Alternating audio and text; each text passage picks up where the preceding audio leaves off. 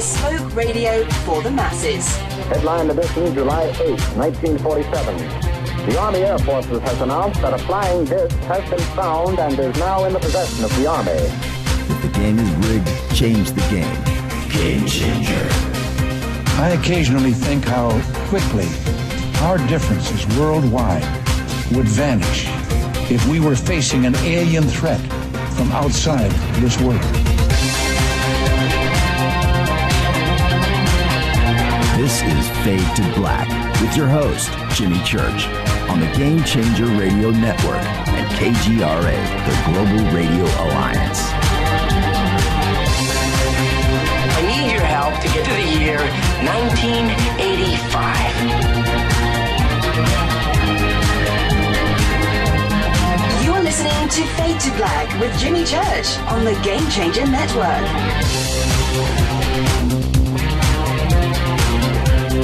All right.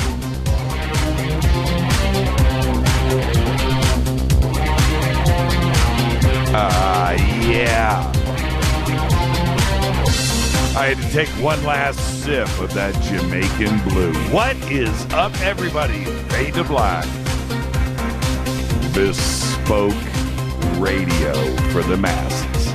Today's Thursday, September 3rd, 245 days into the new year. 120 days left. Wow. We are live from the City of Angel Studios right here in Burbank, California. COA Vapor, makers of the Fade to Black e-juice. It's called Fade or Loose.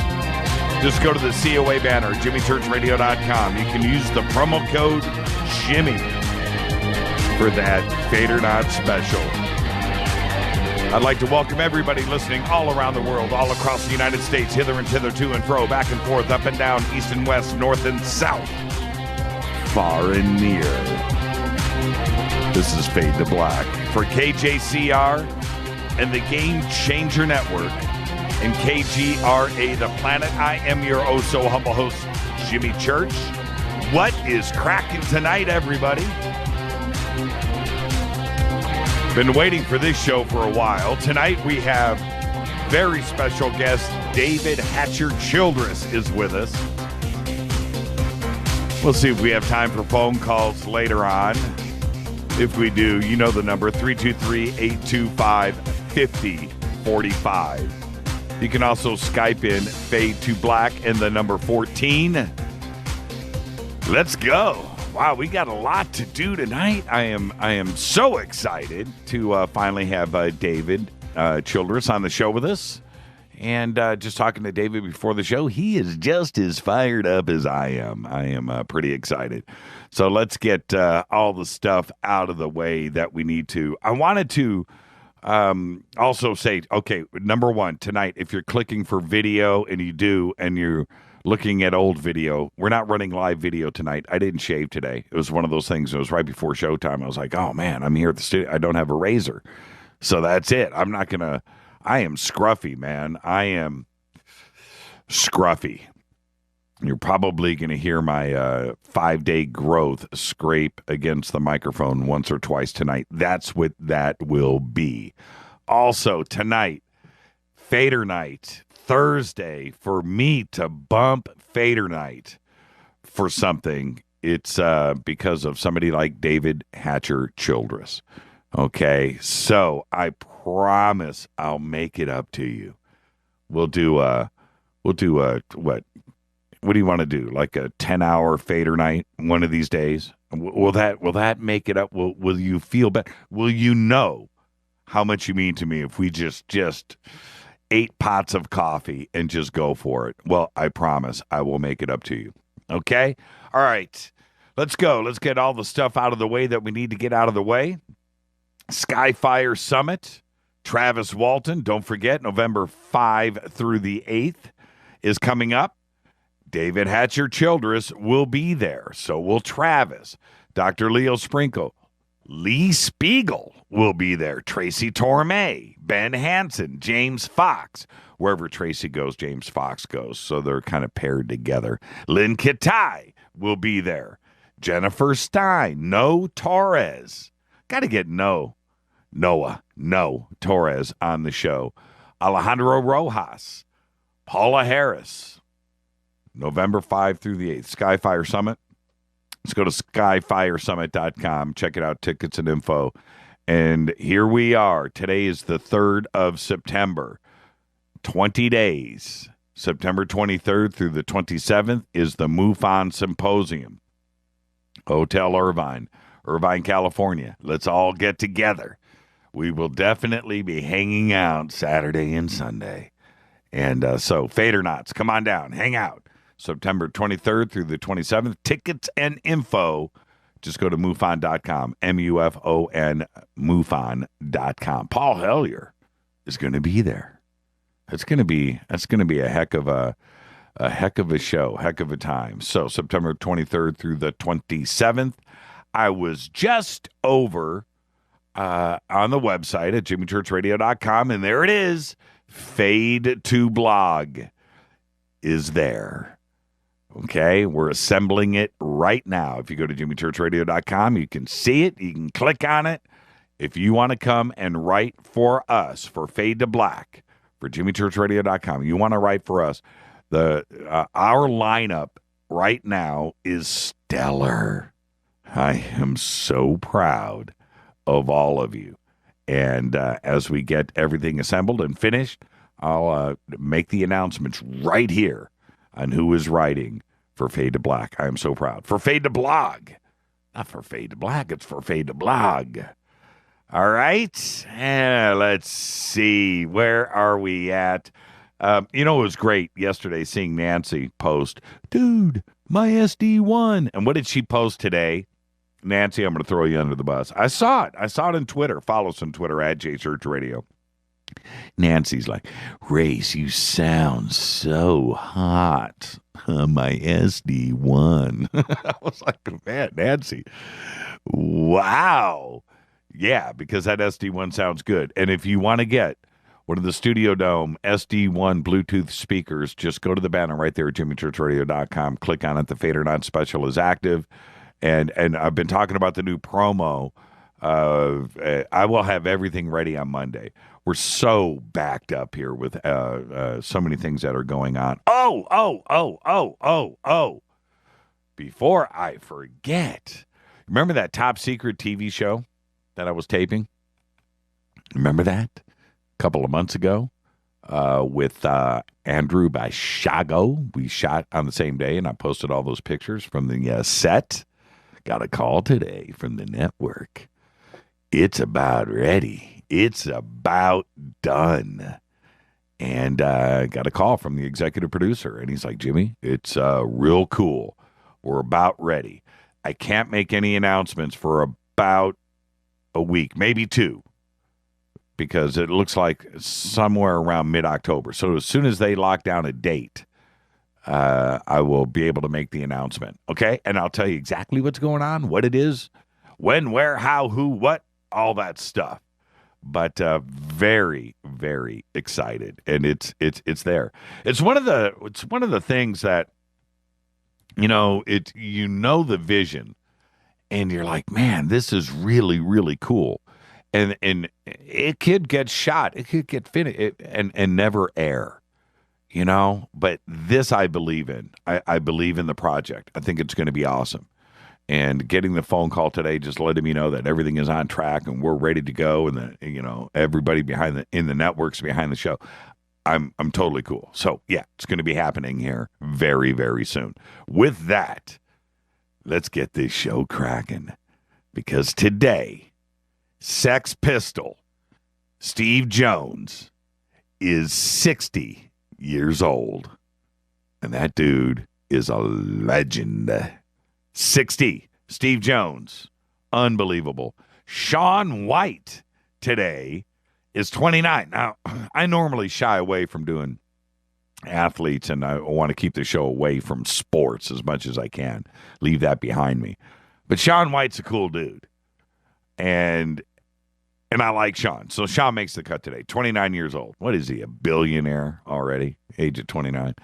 Also today, Charlie Sheen is 85 years old. Just wanted to announce that. No, he looks 85. Charlie Sheen today is Fitty. There you go. All right. Now, we got to go with the Sex Pistols tonight for our Twitter question going into the break.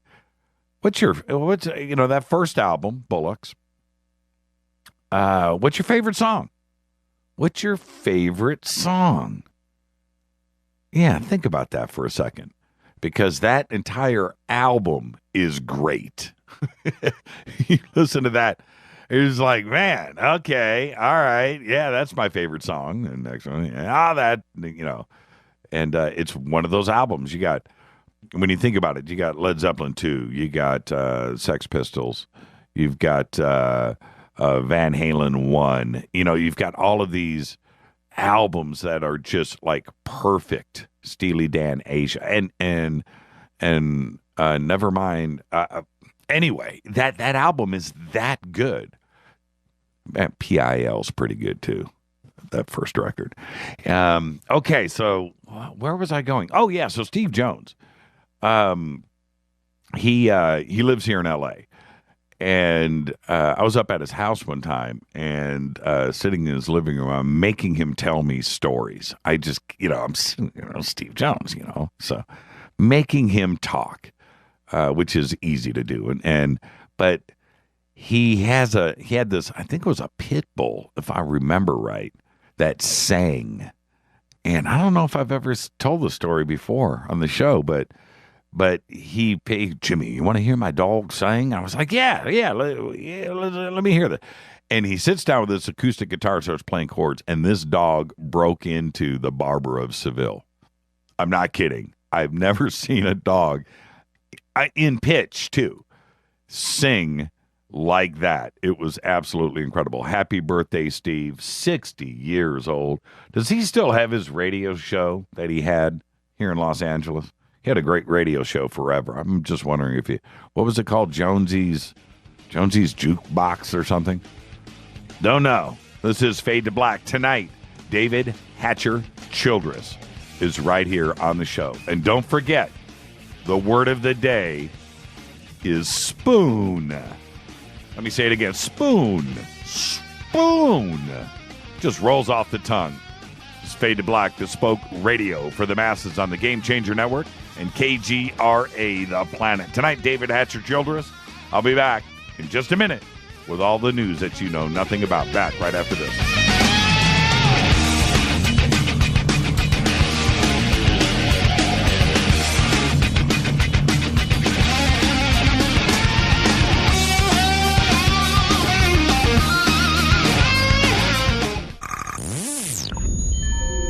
You're listening to Jimmy Church, Fade to Black. Fade to Black will now pause for alien identification. The station that talks the net. KGRA Radio. What's up, revolutionaries? It's me, Jimmy Church.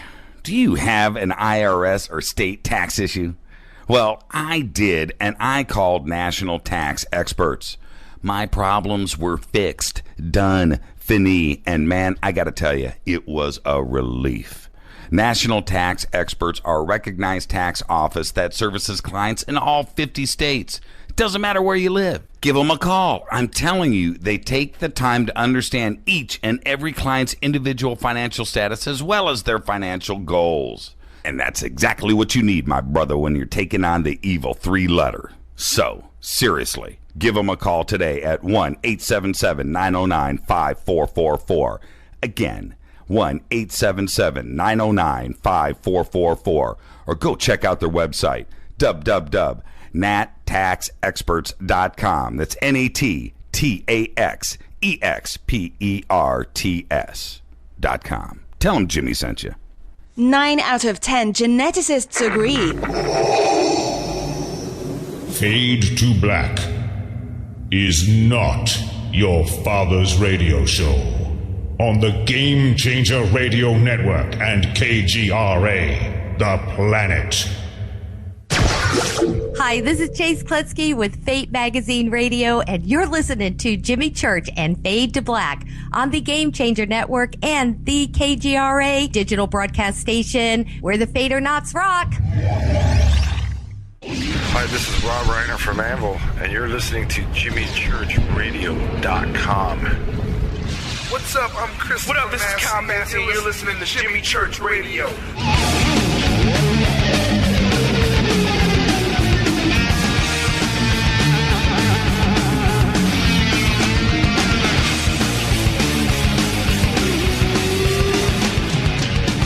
All right, welcome back. Fade to Black. Spoon. Jimmy said spoon. Tonight we have very special guest David Hatcher Childress. Yes, right here on Fade to Black. Spoon. On this day in history, 1982, the world tipped on its axis because 1982, Apple co-founder Steve Wozniak's US Festival opens out in San Bernardino County, California. And if you remember back in the day, all of you old timers back in 1982, that was a big friggin' deal. That was broadcast live all day long on MTV, repeating 24 hours a day for 3-4 days in a row. They even had the pre-show. They had the backstage. They had everything live.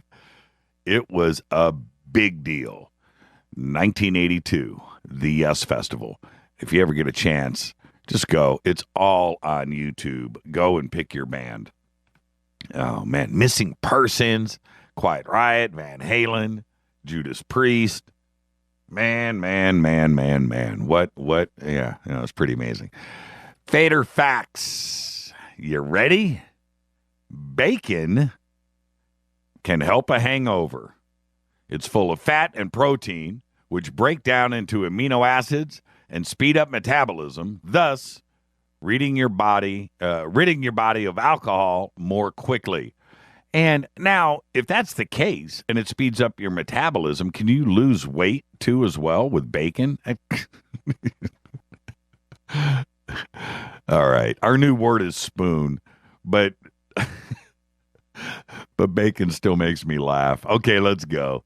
All of the news that you know nothing about, because since we've been talking about spoons, our so-called floating spoon on Mars, spotted by NASA's Curiosity rover that I mentioned on the show last night.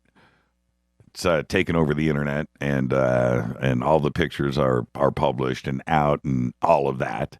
But NASA says today that it's actually a rock formation sculpted over time by the Martian winds.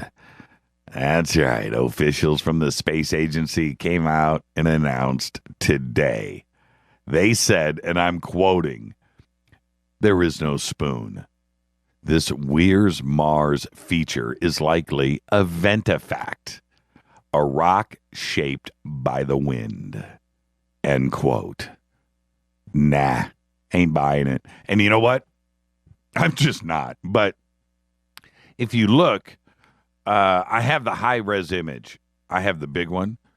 And if you go over to the far right, you can say what you want about the spoon that we popped out there yesterday, because you can see it's stuck in the sand or the rock or whatever the end of it. It's not actually floating, but it's floating, whatever. But off to the right, there is a levitating spoon. It ain't connected to any rocks, and that baby is sitting up and out and it just float. It's just sitting there.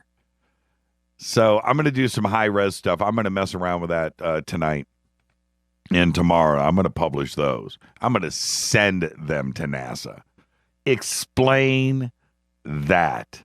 Bob just said in Twitter, no, it's a trick of light. Come on. The more you look at that picture, there is all kinds of crazy stuff going on. But that one spoon off on the right edge, it's pointing in the opposite direction. Now, if If we give in, we relent, and we say, okay, yeah, the wind formed this one spoon off to the left, the one that is, and that, then how did the wind form a spoon in the opposite direction? It's pointing the other way. Just somebody help me out here. Explain to me. All right. Israeli authorities have recovered an impressive Roman-era sarcophagus that construction workers tried to steal. They tried to conceal it. They tried to steal it after they stumbled upon it at a building site. And this is according to Israel's Antiquities Authority, the IAA. They announced this morning. The 1,800-year-old coffin, which is one of the most important and beautiful ever discovered in the country. It is gorgeous, sculpted on all sides. It weighs 2 tons. It's 8 feet long. And the lid, you have a life-sized figure of a person carved into a 3D relief. Gorgeous. But these guys tried to pull it out of the ground with a truck, wrapped a chain around it, pulled it out, broke it. And then they tried to sneak it out of the country. Yeah, they got as far as Ashkelon. And then during an overnight operation, probably the Mossad, and the IAA, they kind of knew what was going on, busted them yesterday. And they broke it. And where were they trying to go? But they knew that they had something valuable. Check out the pictures. They're over on our Facebook page. Absolutely gorgeous. Absolutely. 1,800 years old. The company that made Marty McFly's hoverboard a reality, they're called ArxPax. They've entered into a Space Act agreement with NASA. The company announced this yesterday. The partnership involves ArxPax's magnetic field architecture technology. You've seen the videos. It went all over the web. We announced it last month of this maglev hoverboard, and it's pretty cool. Well, now they're going to use that technology to build microsatellite capture devices that can manipulate and couple satellites from a distance. Pretty cool. Design a hoverboard, deal with NASA. That's called the Silicon Valley. The stethoscope, which was invented 200 years ago, is finally getting a digital upgrade. A device called the EcoCore attaches to a regular stethoscope. I don't think you're going to have anything in your ears anymore, but the part that sticks to your chest has just been approved by the FDA. And now this guy amplifies and records the sounds coming out of your chest wirelessly back to an iPhone app. Yeah, check that out. You knew it was coming, right? Pretty cool. A grilled cheese sandwich, which purportedly bore the portrait of the Virgin Mary, sold for $28,000 back in 2004. You remember that? Remember when the Florida woman said that she had this thing for 10 years and it never went moldy? You remember that? Well, I've got another 19 crazy things that sold on eBay right here. That's one. How about clippings of Justin Bieber's hair? That fetched $40,668 back in 2011. There was a latex Casey Anthony, remember her? Acquitted. Casey Anthony mask, originally made for a parody video. It sold for $999,900 in 2011. Justin Timberlake's half-eaten French toast, left behind after an interview at a New York radio station, it sold for $1,025 back in 2000. You remember the guy, the ad space, he said, I'll rent out my forehead. Remember that? The temporary tattoo, $37,375 back in 2005. A suit of armor for a guinea pig fetched $1,150 on eBay in 2013. Remember former Toronto Mayor Rob Ford? Remember the crack guy, the crackhead? His tie that had the NFL teams on it, that sold for $1,445 on eBay in 2015, earlier this year. A fun-filled weekend with 4 Australian men went for $920 on eBay. Princess Beatrice's royal wedding hat, the one that looked like a toilet seat, sold for $131,000 back in 2011. William Shatner's kidney stone fetched $25,000 back in 2006. A lunch with Warren Buffett, $2.3 million. They do that every year. This year, 2015, $2.3 million.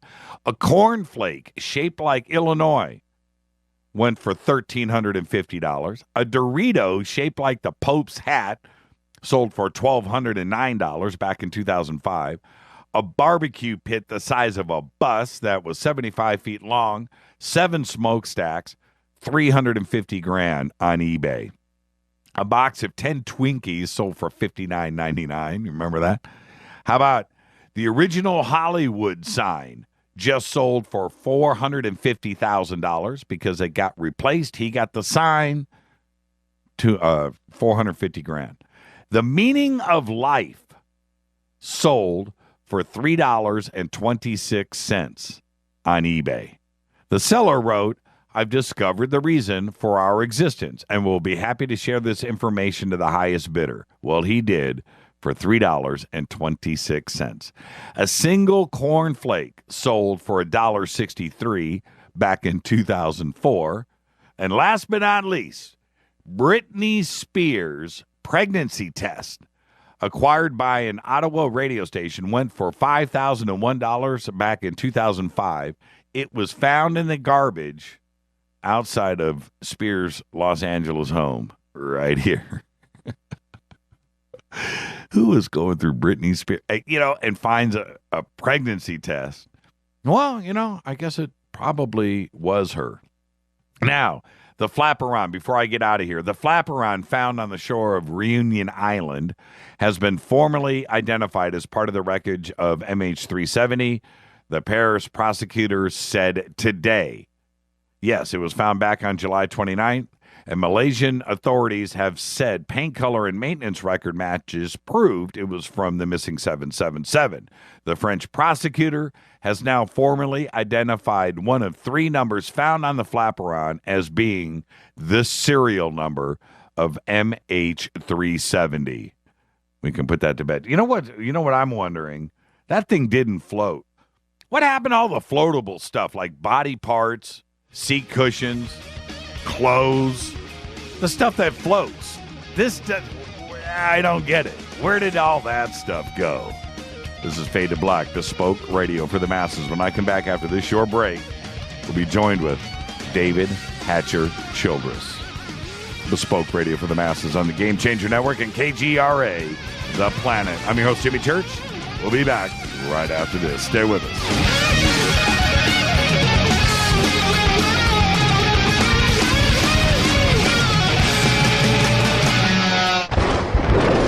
This is Fade to Black with Jimmy Church on the Game Changer Radio Network and KGRA, the Global Radio Alliance. The station that talks the net. KGRA Radio. Hello, I'm Katie, and you're listening to my main man, Jimmy Church, on jimmychurchradio.com. Hi, this is Jimmy Church of Fade to Black. Today, everybody, the Fadernauts and Planet Earth is vaping, and I'm very proud to announce our very own e-juice. When we were approached by City of Angels Vapor about Fade to Black e-juice, I wanted to make sure that it was the very best and that the flavors were something that I could create myself, and we did just that. Introducing Fade to Black Fader Loops. This will take you right back to Saturday morning cartoons and your favorite bowl of fruity, loopy cereal. Just click on the banner or go to www.coavapor.com. Enter the promo code Jimmy for the Fader Not Special. That's www.coavapor.com. Go back, Lee Tappy. Hi, this is Ray Hobbs here, repping the planet, and you're listening to my good friend, Jimmy Church, Fade to Black, on the Game Changer Network and the KGRA Digital Broadcast Station. Imagine no longer being tied down to your computer, but having the freedom to take live talk radio with you anywhere you go. TalkStream Live introduces our first ever iPhone application. The talk shows you follow now follow you. And your iPhone is now the fastest and easiest way to stay connected to the best talk radio on the internet. Let TalkStream Live transform the way you listen to radio. Listen to live talk shows 24 hours a day, 7 days a week. Mobile talk radio from TalkStream Live. Now available in the iTunes App Store. This is Toby Kebbell. You're listening to JimmyChurchRadio.com. Don't hurt me, Jimmy. I'm only little. Hey, I'm Adrian Grenier. And this is Ari Gold. We're the Honey Brothers. Yes. We're of the Honey Brothers. Hey, I'm Adrian Grenier. And I'm Ari Gold. We're the Honey Brothers. And you're listening to Jimmy Church. The Revolution. Attention, all Fader Knots. Studio Dome has a special deal on their SD1 Bluetooth speaker. Just go to JimmyChurchRadio.com, click on their banner, enter the promo code Jimmy, and you get $40 off and free shipping on the SD1. It's voice activated, comes with a USB antenna, cables, and a carry bag. Never listen to your phone, tablet, or laptop speakers ever again. It's the only way to listen to Fade to Black. That's JimmyChurchRadio.com, Studio Dome banner, promo code Jimmy. Go Beckley Teppy. This is Micah Hanks of the Gralien Report, and you're listening to Jimmy Church on Fade to Black, across the globe on the Game Changer Radio Network and the one and only KGRA Radio, The Planet.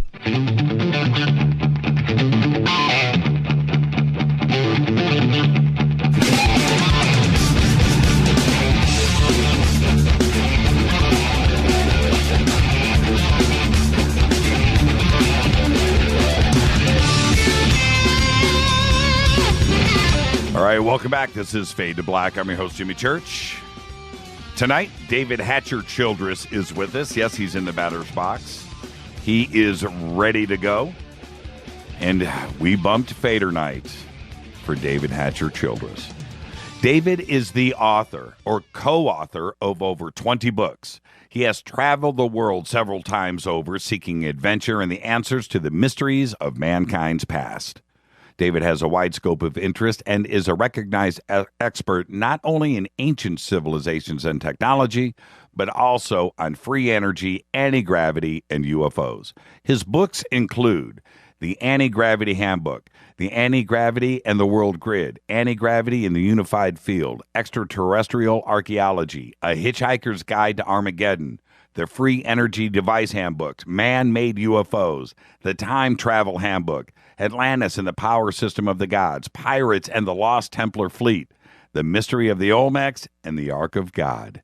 He has appeared in Ancient Aliens, In Search of Aliens, America's Book of Secrets, The Search for the Crystal Skulls, Mystery of the Crystal Skulls, Atlantis, The Secret Star Mappers of the Lost World, The Bermuda Triangle, Startling New Secrets, The Conspiracy Zone, Atlantis, In Search of a Lost Continent, and The Mysterious Origins of Man. His websites are thewexclub.com. He publishes the World Explorer magazine and adventuresunlimitedpress.com. All the links are over at jimmychurchradio.com. You can go and click on David's name and get right there. I would like to welcome to Fade to Black for the first time, David Hatcher Childress. Hi, David. How are you tonight?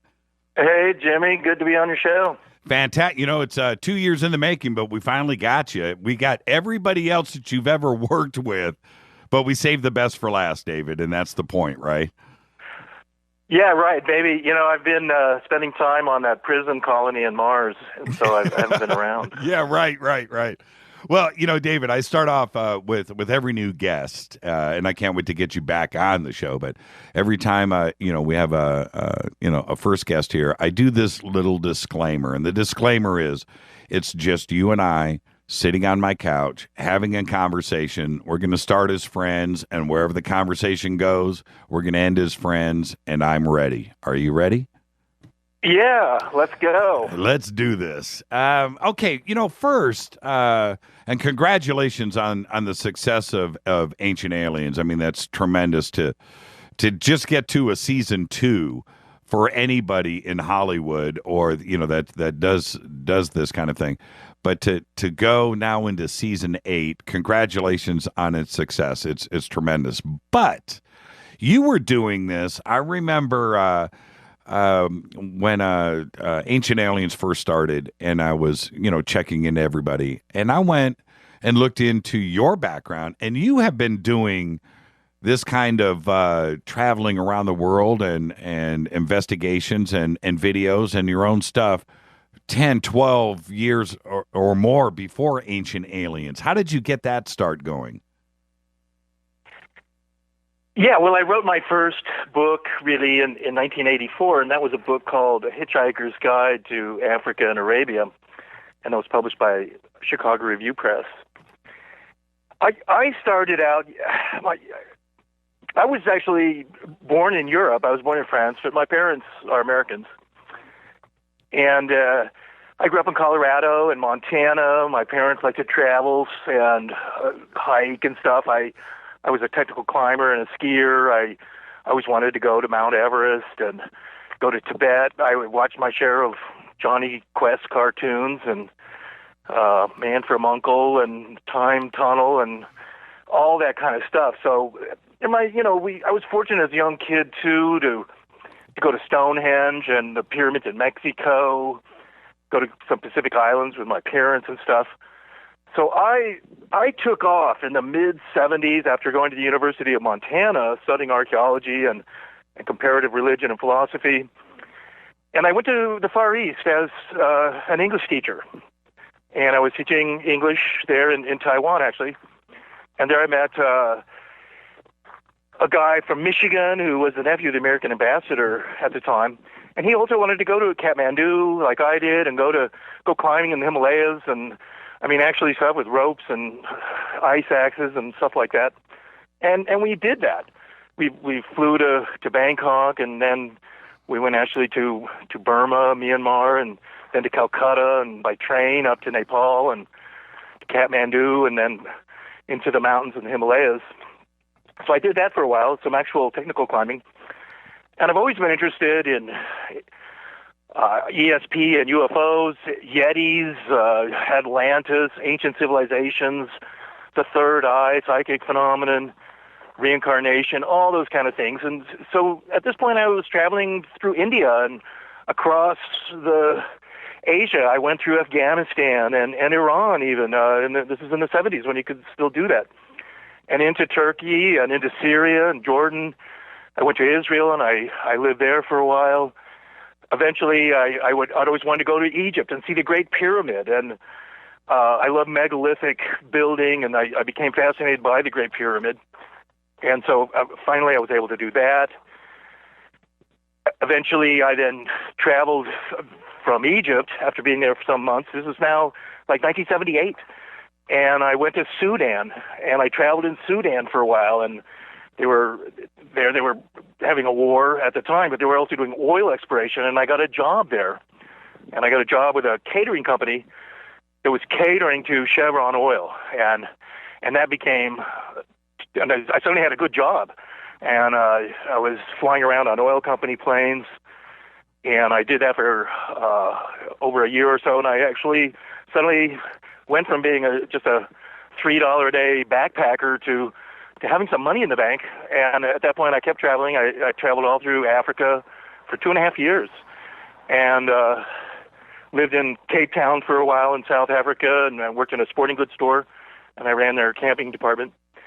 And at that point then, I actually returned to India and went back to Nepal and Pakistan, climbed more in the Himalayas, went to China finally, and met an old friend of mine from Ohio, went through Southeast Asia again, and I became, in the early 80s at this point, one of the first single travelers to be able to go to China and just bum around China. And I did that with my good buddy from Ohio. His name was Bill Barrett, and we would just literally hopped on trains and stuff in China and went way out to western China and across the Gobi Desert.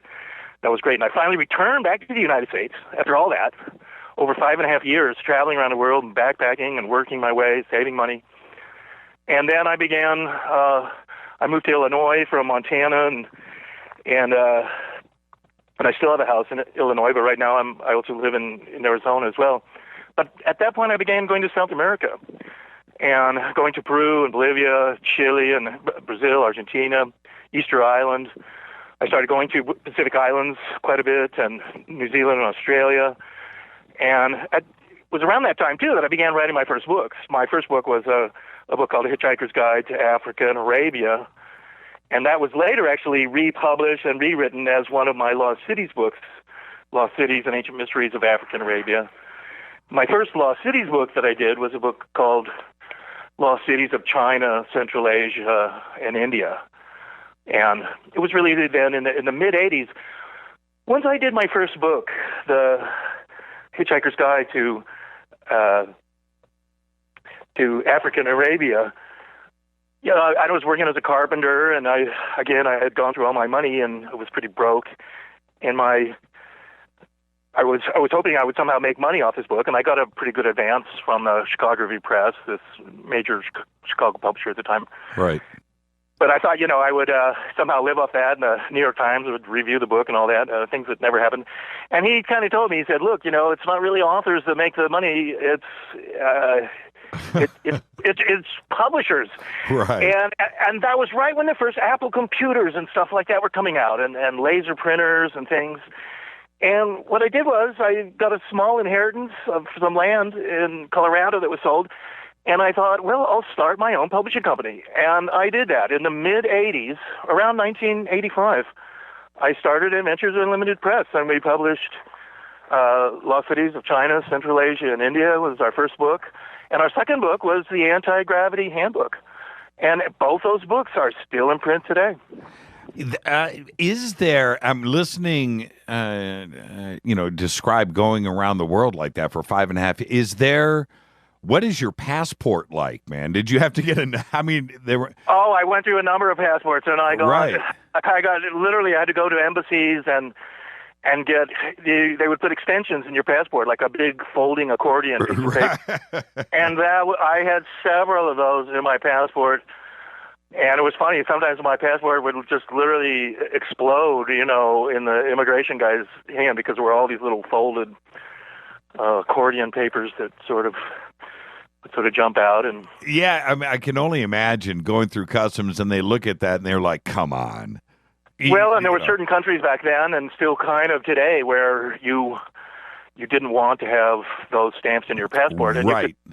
You could do things like having them put your visa on the last page of one of these little accordion extra pages, and then you could literally tear that page out later, and then other countries wouldn't see it. So, Africa and traveling for all those years, I had to carry guns at times, and it was crazy. I got caught up in wars. I looted Idi Amin's house. Yeah, I want to get there. We're going to talk about that specifically. I find that very interesting. Let's back up though. What gave you the idea?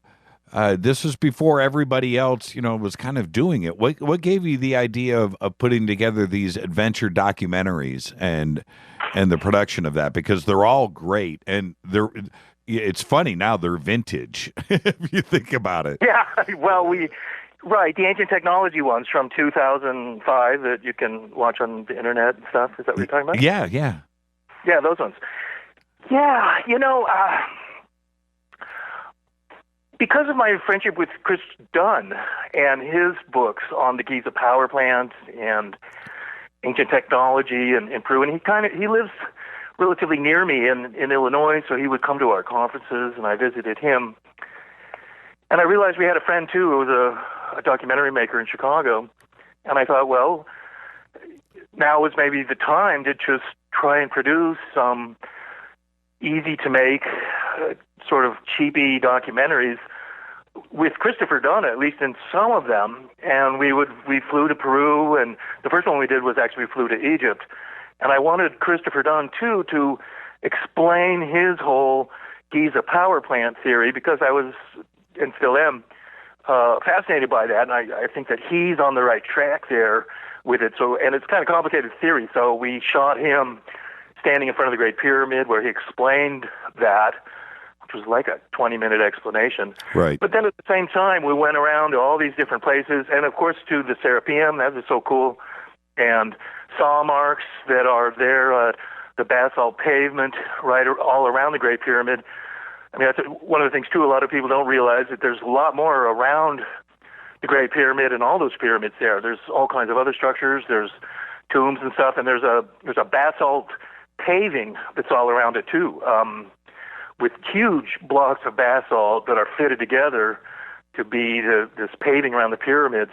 And at certain places there, you can see where giant saws have been cutting into that basalt. There's places, and so you could see, and Chris used that in one of his later books too, that the Egyptians and other people too. I mean, not only did they have to have anti-gravity to move some of these craft, giant blocks of stone, but that they were also to cut them, that they had to have diamond drills and diamond saws and advanced kind of cutting things that just like we use today, in fact. Theirs would have, in fact, had to have been more advanced because they, in many cases, worked with even bigger stones than we would work with, where they could somehow levitate them and put them in place. And then it's the same stuff you see in Peru and all over the world, including islands like Nan Madol or Ponape and Micronesia and stuff. Yeah, sure. And Dave, I have to ask, when you, before your relationship with Christopher Dunn, let's go back to your 5.5-year trek through Nepal and so forth. When you were looking at some of these megalithic structures and things that, span so much time, were you thinking about that as well very early on, that there must have been some kind of technology involved here? Was that the foundation of a lot of your theories and books? Well, yeah, I would say so. And from reading Erich von Däniken's books, and I read a lot of those books by him and Charles Berlitz, and, Charles Chereau, all these different guys. And many times they were, of course, talking about extraterrestrials coming and doing these things, and that they had to have some kind of super technology to cut these stones and move them and things like that. But other books would ascribe that more to ancient civilizations, to Atlantis, for example. And so the Atlanteans, they're able to move giant stones like this. They have airships. They have very much the technology we have, even say a higher technology really, with anti-gravity and stuff. So as I would look at all these things, yeah, I would think of them as being cut by modern type saws, again, diamond saws. Even there's a kind of a water pressure jet that can cut stone, but it has to have a diamond nozzle on it because it's ejecting this like sandy diamond slurry that's just cutting granite like butter and stuff. When you see so many of the wonderful buildings in Egypt, in Egypt it's a little bit tough because there's just so much. You're overwhelmed by all the fantastic megaliths and giant buildings, and it almost becomes passé after a while, just day after day of seeing these things. When you see them in other places, like in Peru or Bolivia, they're a little bit more shocking and unique.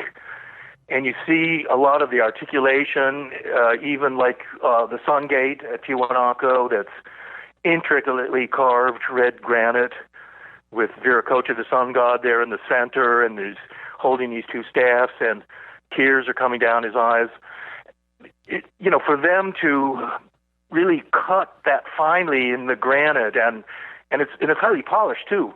Just has to be pretty high tech, and at least to the point of what we have, and that really means having electricity too. Yeah, I agree. I'll tell you something. I had to, in my backyard, I had to custom cut a couple of bricks and a couple of rocks for my landscaping, right, in my backyard. Stupid little things. But I had to go and get the brick cutter and these chisels and my hammer. And my end result, David, was embarrassing. But what it does give you an appreciation for when you go and you look at these structures is how magnificent they are, because even with myself and you can't cut that stuff. You can't do it. It's impossible. And to get a clean cut and then to go back and polish a mistake, these guys are doing it first pass through. You know what I mean? And they're perfect the first time out. When you're cutting those walls in Bolivia, or however they pull that off in Peru, I have no idea, but it looks very deliberate without mistakes. Well, in some of those places, like those H blocks at Pumapunku, yes, there are places at Tiwanaku where those are too. They're more or less the same site in my mind, but yeah, they are like some kind of manufactured blocks, like a Lego block or cinder block type thing that's being spewed out, and it's very finely and articulately cut, and there's just way more cuts and articulations in this very hard stone too, and this cuts are totally smooth. It's like really some CAD program with, again, diamond cutters and things are just taking a block of granite and basalt in some cases, which is even harder, and then just cutting them into these uniform type blocks that then can be interconnected and kind of like Lego blocks, just fitted together and form some like huge wall.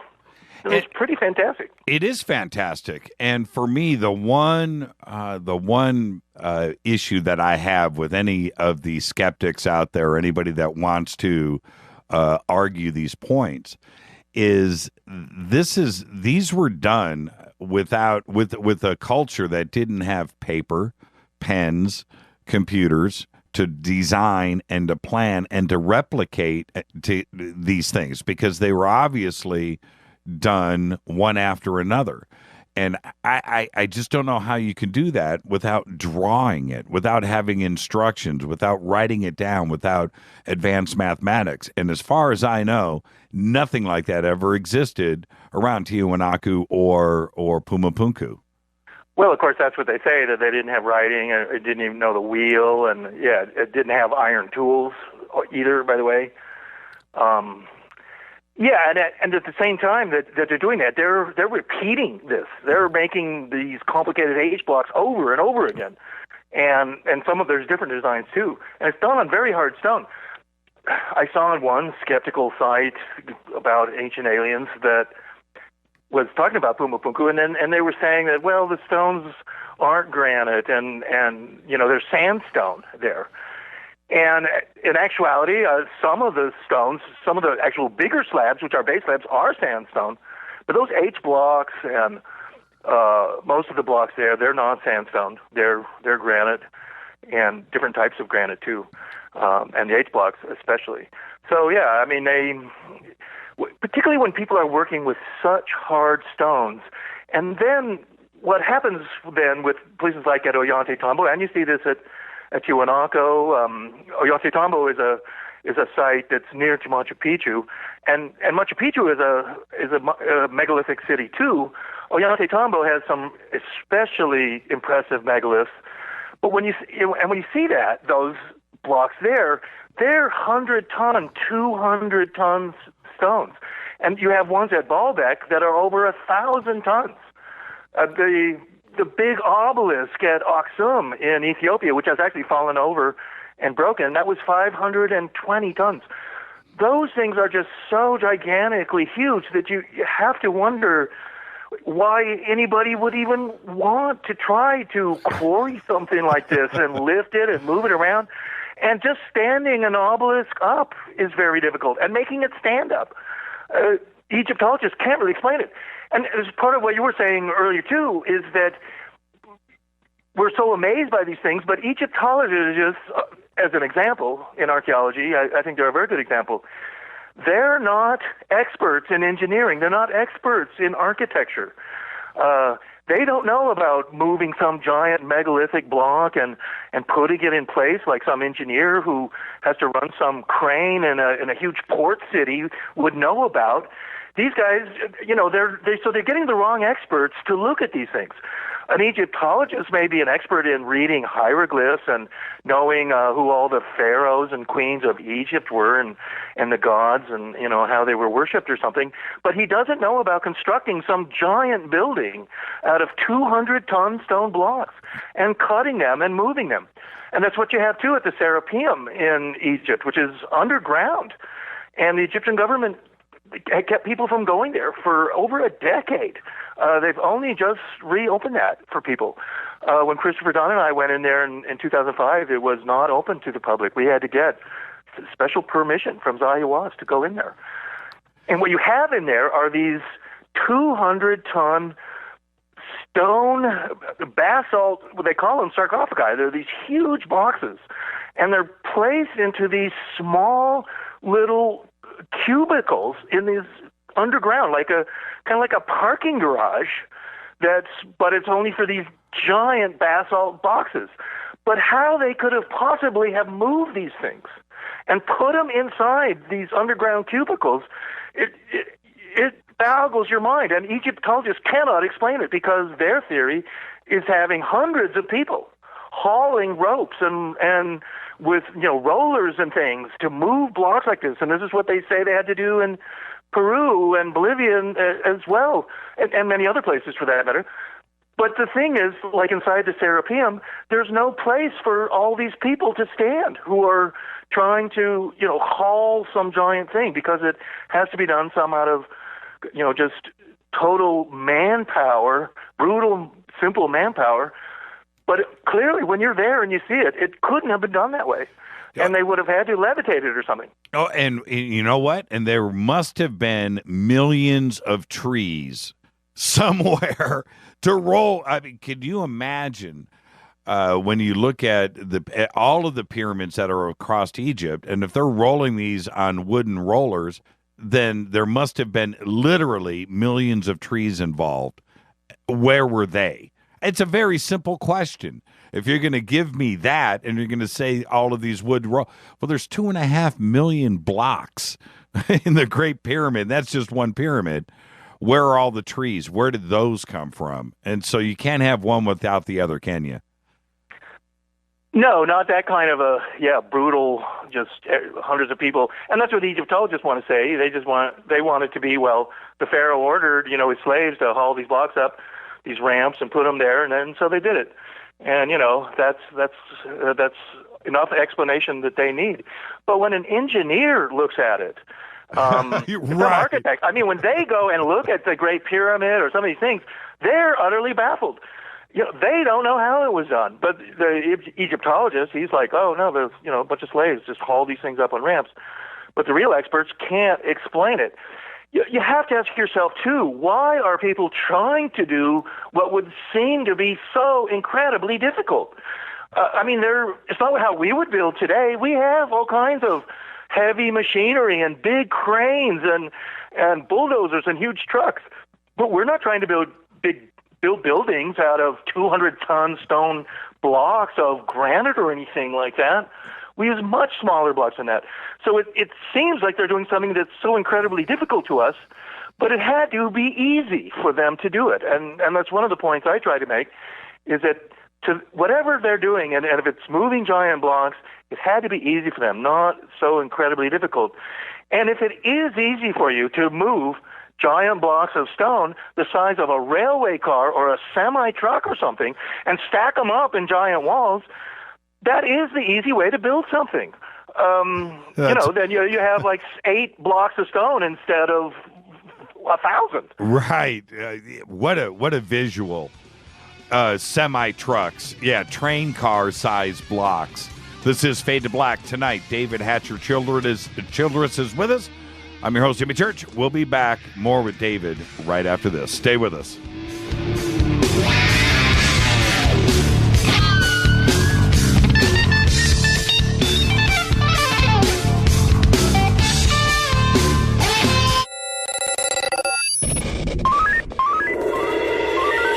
Way out here, we listen to Jimmy Church.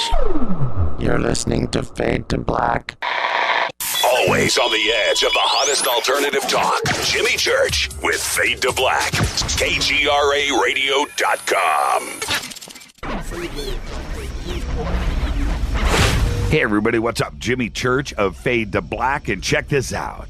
The 2015 MUFON Symposium will be held this September 24th through the 27th in beautiful downtown Irvine, California.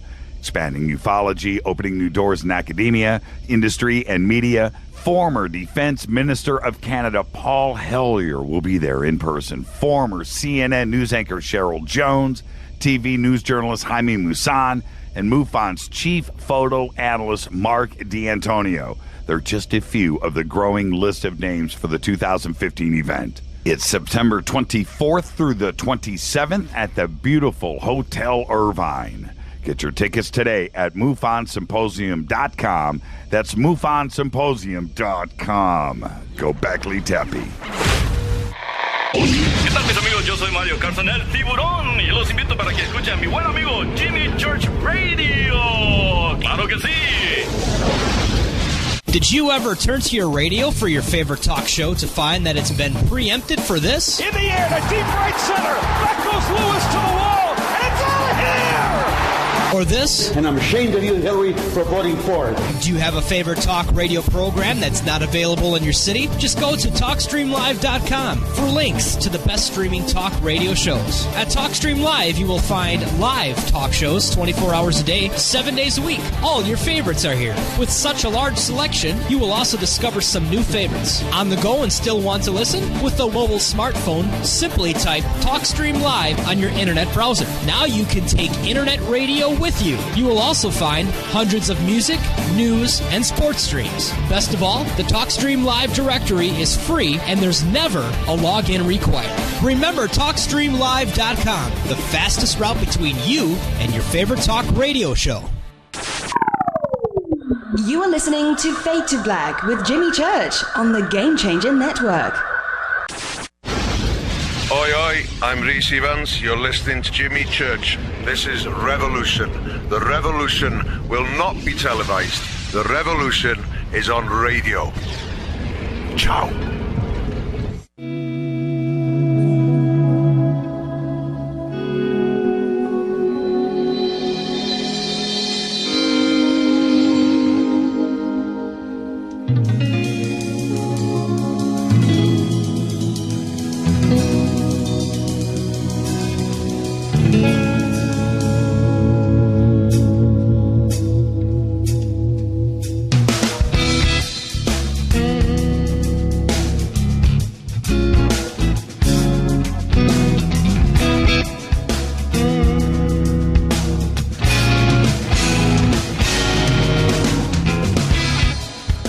Welcome back, Fade to Black.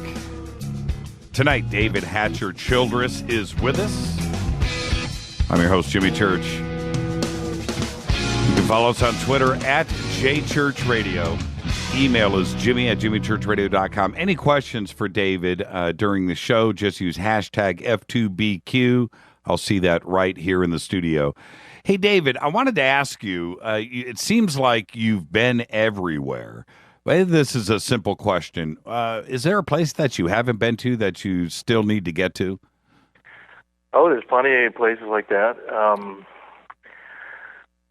Yeah, I wanted to go to Madagascar and see megaliths and stuff there. I've not been to Lebanon. I would like to do that. There's places in Iran and Indonesia and lots of places that I'm still wanting to go to. There's this weird mountain in Qinghai, China, which is like northern Tibet, called Mount Bagon, and it's got they call it a pyramid. It looks like a mountain, and it's got like metal pipes going through it. Oh, yeah, that's right. Right. Yeah, so I kind of thought, well, I got to check that place out. It looks kind of interesting. So there's lots of places. I'd like to go to this place in Indonesia, which I've just recently, heard about, called Gorong Padang. Yes. And so that's also I think Robert Schock recently been there, and Graham Hancock probably, and it's in western Java. It appears to be a giant mountain made of basalt, prismatic basalt logs, which is what Namadol in Pohnpei, Micronesia, is built out of. that city, which is built out in the ocean, has over 250 million tons of basalt stacked up in these artificial islands there, and nobody knows really who built it. And again, it seems that all this basalt was levitated, and the natives on that island, that's what they say. And I think Gurung Padong seems to be a similar thing, where they've just taken all this basalt, which could even be demolishing a mountain. And this is kind of it's like organ pipe basalt, or what looks like the Giant's Causeway in Northern Ireland or something, where basalt crystallizes and into these big prismatic six-sided logs, and then you can build like Lincoln log structures out of it. Basalt is magnetic too. Yeah, that's the way it looks. The photography is amazing, and the preliminary dating coming out of there is just when you think Göbekli Tepe was enough. Oh, by the way, on this show, one of the things that we cover so much is Göbekli Tepe. And we did an amazing show about it this past Monday. But our audience, because I say Göbekli Tepe so much in an evening, they actually have a drinking game, David. So when I is that right? Okay. Yeah. So when I say Göbekli Tepe, the audience knocks one back. And somebody just tweeted out, you've got to have David say Göbekli Tepe for us. So I'm going to hand it off to you. Just say Göbekli Tepe for the audience. Well, I've been to Göbekli Tepe, and so I know that place well. I went there about 4 or 5 years ago. And it's kind of, you can still go there today, I would say, but it's sort of near the conflict zone in Syria, and that's where a lot of these refugee camps now are built in that area, which is Urfa, the main town there in southern Turkey. Right. But Göbekli Tepe, I'll say it again, today that is officially, in mainstream archaeology, it's the oldest archaeological site, megalithic archaeological site that they know of. And it's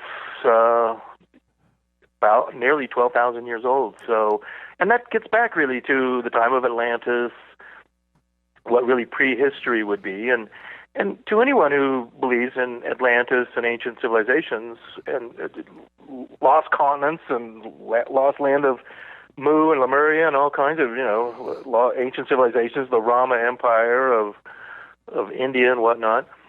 And so once you get back to over, say, 10,000 BC, then you're in that realm of really what is the mainstream has been calling, prehistory and prehistoric, that people supposedly were cavemen back then.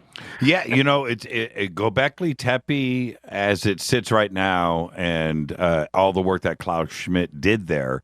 But you know what's really fascinating, David? It's what's underneath Göbekli Tepe. That's the key, because they were building, filling in and then building another temple or whatever you want to call it on top of the old one. And before Klaus passed, he was saying, there's a couple of more underneath this, and those are probably dating to 15,000 BC or maybe even before. And that throws the whole Ice Age thing into another spin. I mean, where were they getting their food when that was a different type of climate and getting maybe even older than that? That's the exciting part about Göbekli Tepe. We're just right at the tip of it. Well, you have all this thing with ice ages, and Göbekli Tepe was purposely buried, as you're saying. Right.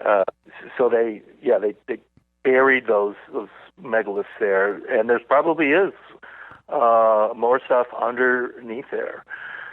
The whole world at, say, 15,000 years ago would have looked quite different than it does today. And many of the seas and oceans and continents would not be the same thing. There were land bridges all over the place. As you're saying, too, there were huge sheets of ice. During the last ice age, at, say, 11,000 BC, there was a giant wall of ice south of Chicago. They call it the Wisconsin Ice Age. It was huge. But up in Alaska And Siberia, there wasn't ice sheets there at all. And there were huge herds of woolly mammoths and woolly rhinos and great elk and saber-tooth tigers and stuff running around. And everything was bigger. Animals were bigger. Plants were bigger. People were bigger, too. And you have to wonder if the North Pole was where it is today, because closer to the North Pole, there was no ice. But areas like northern Illinois, there were huge ice sheets. And how does that make sense? So, and you look at climatic change, cataclysmic pole shifts, and earth changes, and even what killed all of these mammoths and woolly rhinos in Siberia and Alaska. They weren't just killed by hunters. They were washed up in tidal waves. And in fact, most of the ivory that was used in the late 1800s and up through 1920 and stuff for billiard balls and piano keys and all that, it didn't come from African elephants. It came from piles of ivory in islands of Siberia and in Alaska and stuff. That was the big ivy trade. They were just giant piles of tusks and woolly mammoths that had been smashed together in these tidal waves. How do you think, because you've traveled so much, all the continents and looking at these structures, how do you think, when you see the similarities in construction, from, I know that you're walking around some site and you're like, man, I've seen this before, but it was 8,000 miles away. How do you think this communication happened with these cultures around the world to make these leaps in technology, which seemed like it was at the same time, but nobody had a cell phone? Somehow this communication was happening. What do you think was going on? Well, I think that there were worldwide civilizations in ancient times, just like there are today.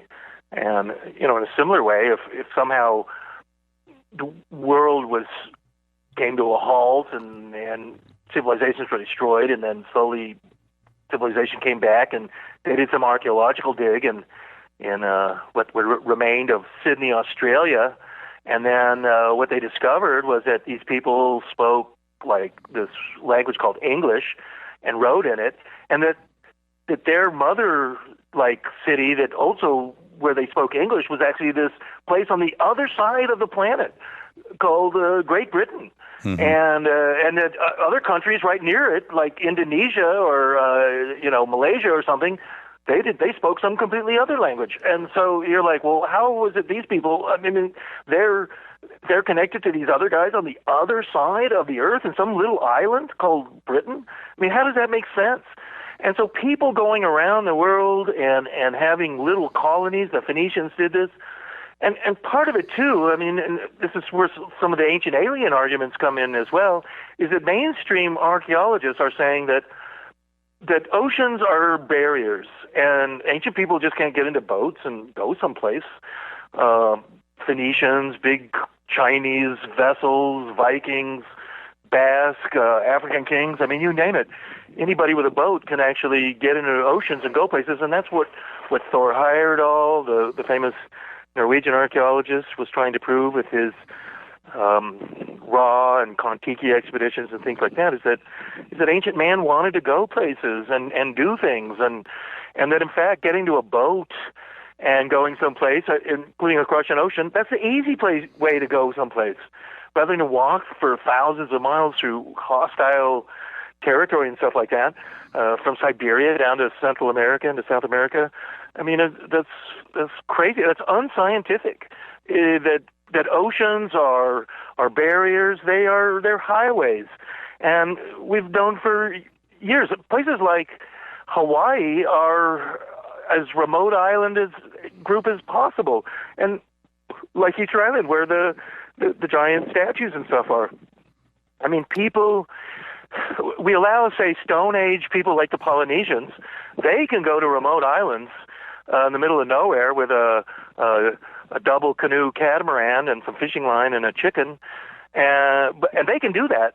But other sophisticated navies, they can't go places or cross the Atlantic or cross the Pacific, and that's crazy. I mean, as long as, and that's what they're teaching.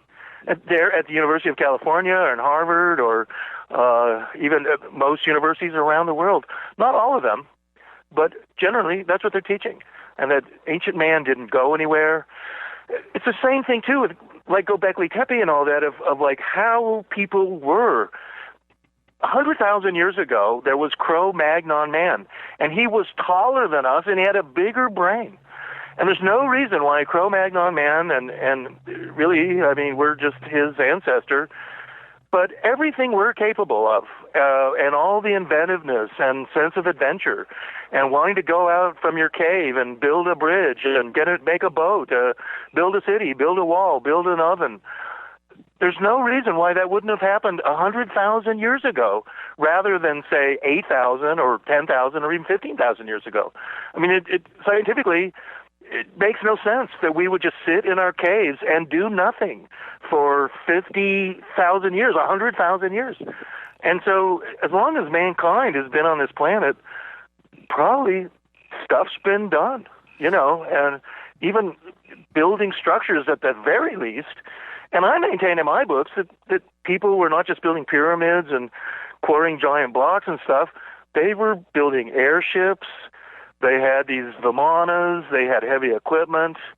They were flying around the world, and they were having devastating wars. And the ancient books in India and stuff are all about that. How did the Prometheus and the Ancient Alien crew? How did they find you?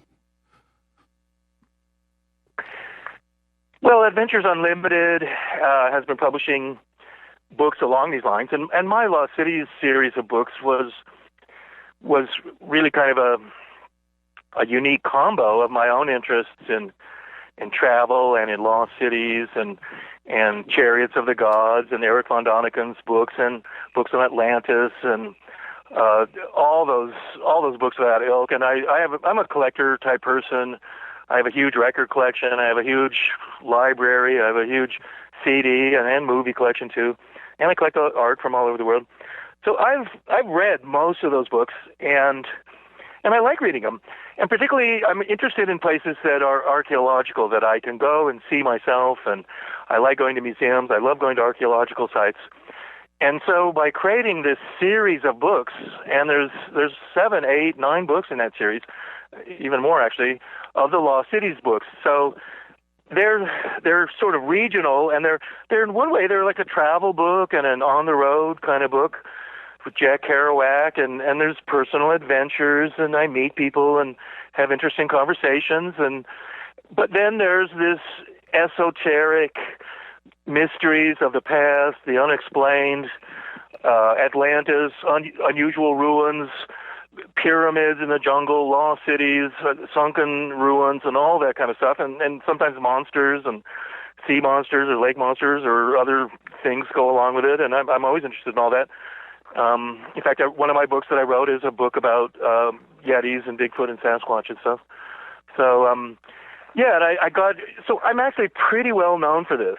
And just like Charles Berlitz, whom I knew, and I knew Thor Heyerdahl, and of course I read Eric von Daniken's book. I didn't really know him, although about 15 years ago I met him the first time. And he's a fun guy too. I guess you've probably met him, Jimmy. Oh yeah. Yeah, he's great. Well, how do you explain the luck of putting together that core group for Ancient Aliens? Yourself and Jason Martell, and then Giorgio and Jonathan Young. That core group, you guys just hit it, man. It was like lightning struck. And now you're on your 8th season. I mean, it was just like the right place at the right time. How do you explain the phenomenon of Ancient Aliens and the way that it just took off? Well, I have to give a lot of credit to all those guys, and to Giorgio especially. I've known Giorgio for a long time, from way before the show. And we would do conferences in Illinois, and he had one in California. And I spoke at that, and Eric von Daniken was supposed to be at that. Eric von Daniken, some years ago, was having conferences in Switzerland, and I was invited to one of those. That's when I perspective. And this was all before the Ancient Alien show. And what happened then was that, well, Giorgio had his magazine, Legendary Times, and then we have our magazine called World Explorer. And there's not too many magazines like this out there anymore. There's one called Atlantis Rising, which is a good one, Sage magazine. But then what happened was, to all our, which is fortunate really, the Indiana Jones and the Crystal Skull movie was coming out. So that's where Prometheus, they wanted a special for that, and History Channel wanted it. So that was done as a special for History Channel, and Giorgio was in that. And I was also in a I think maybe that special or another one about crystal skulls for that NBC did. So at that point, then Prometheus, then because of the strength of the Crystal Skull documentary for History Channel, they were able to sell them just a special about ancient aliens, and it was a 2-hour special. And that's, I was involved immediately in that. They called me, and Ancient Eric Von Daniken and Giorgio. I think Jason Martell was in that early episode too, I guess, and Jonathan, I suppose. I can't really remember. But they did that 2-hour special. And that aired then on the History Channel, and it was so popular that the History Channel ordered a series. And the first 2 seasons were all 2-hour episodes. They were. Yeah, that's right. That's right. Did you have any idea that we would be talking about this in 2015 and you'd be on your 8th season? And did you guys have any idea of the way that this was about to explode and take off? No, I would say not. And it's been great that it's been going, all these years and keeps going strong. There's nothing really quite like it on television, and they do, I think, a very good job. What's always exciting about an Ancient Aliens, Ancient Astronauts, and kind of a show like Atlantis or something, or The Lost Cities, there's always at least some substance, to these shows, because these archaeological sites and sometimes they're just myths and mysteries and legends or other places, they're real. And people's explanations, their legends, their stories of how they got here, the star people who met them, whatever it is, they're authentic. And in some ways they can be verified. And it's certainly what I do, and what I'm trying to do, is take these far-out ideas and places and go and investigate them and see what really is there, and separate the fact from fiction, if I'm able to do that. And look, what I've concluded is that there are lots of strange places and enigmas and mysteries. They're all over the world.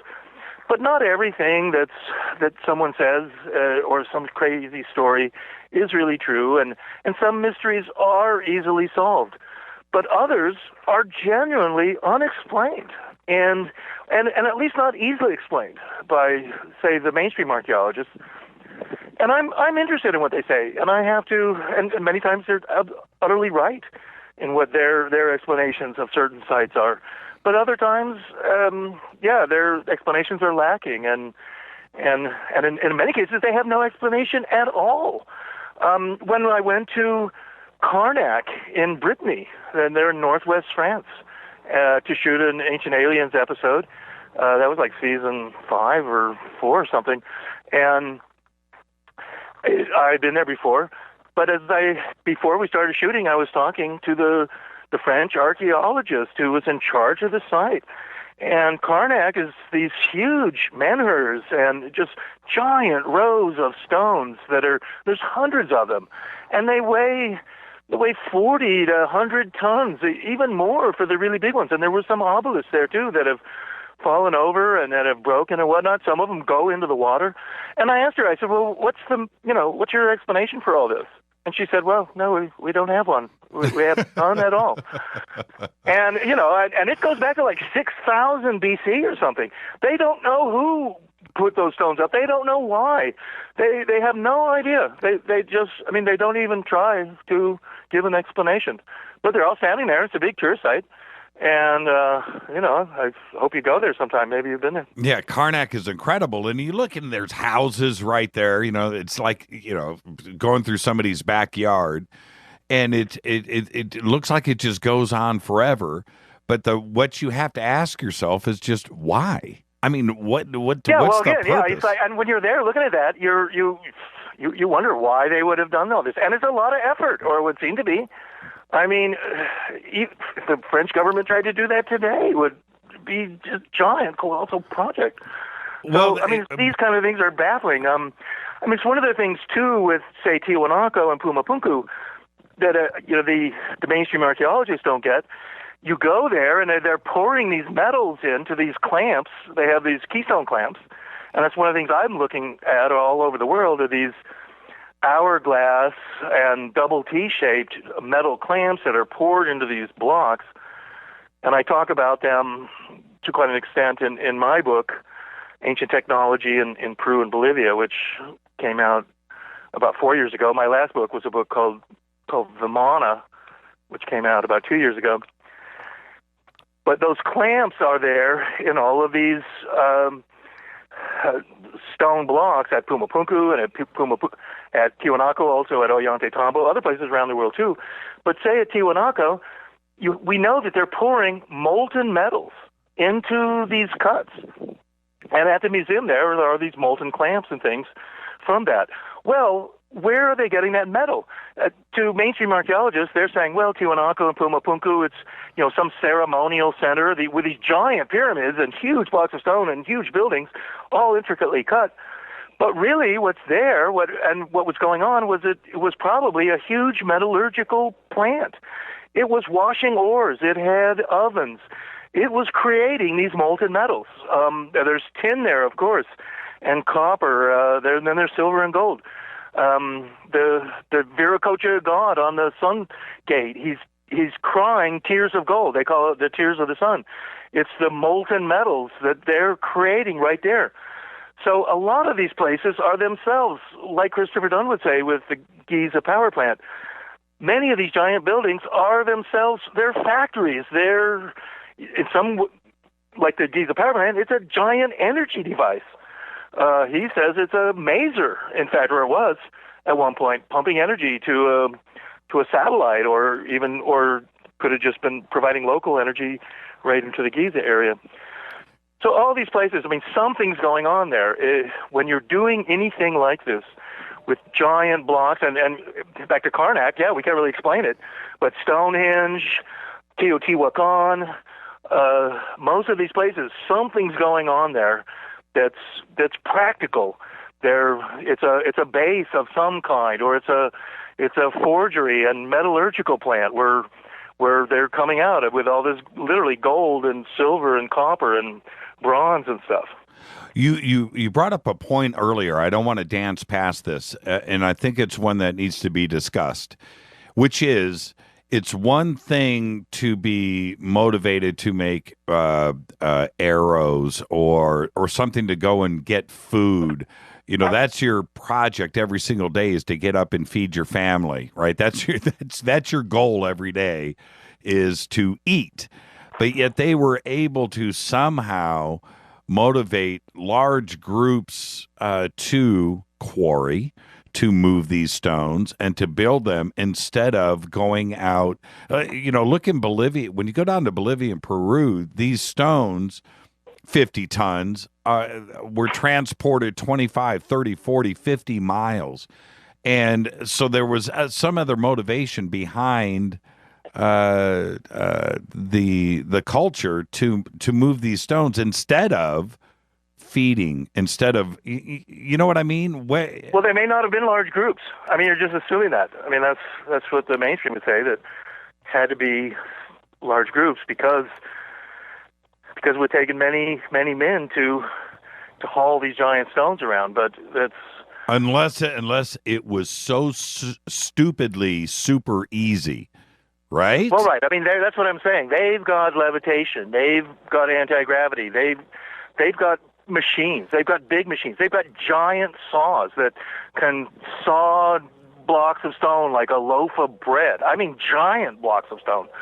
They can move a giant stone with like a handheld apparatus or something. Yeah, I sometimes often think that there's some good imagery in the Star Wars movies, and when Han Solo is frozen in carbonite and the bounty hunter Boba Fett is moving the frozen block of carbonite, which Han Solo's in, up, and he's moving it into his spaceship to take it to another planet and turn it over to Boba or whatever his name is.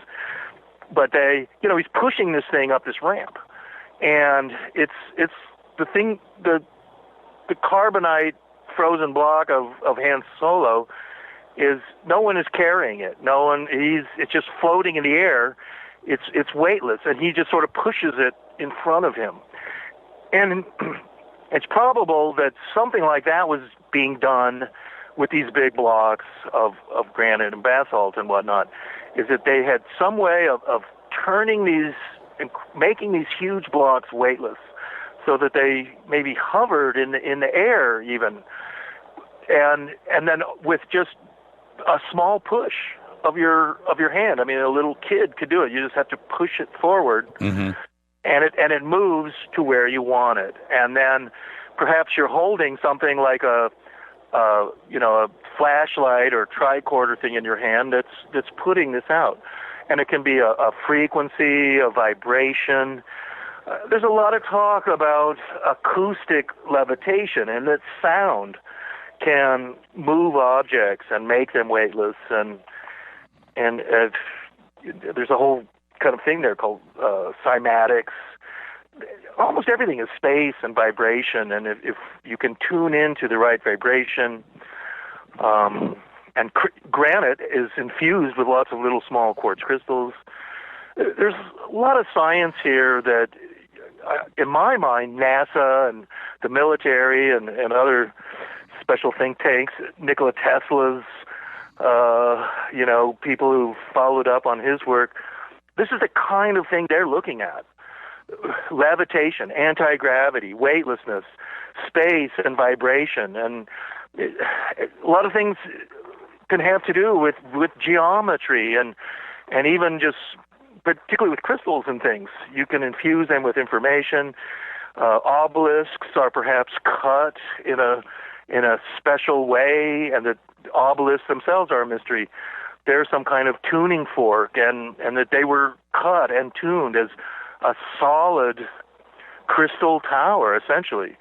It seems that these obelisks are really, in my mind, and I've written about this in several of my books, Technology of the Gods and Atlantis and the Power System of the Gods, how Tesla's system of these towers and broadcasting electricity through the atmosphere through these towers, just like you would broadcast a radio broadcast or a television broadcast.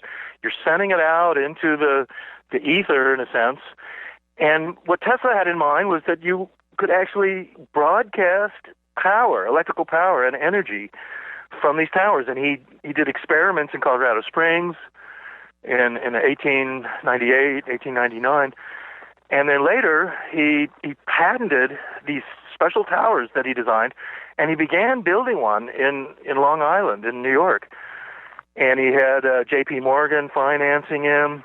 He was going to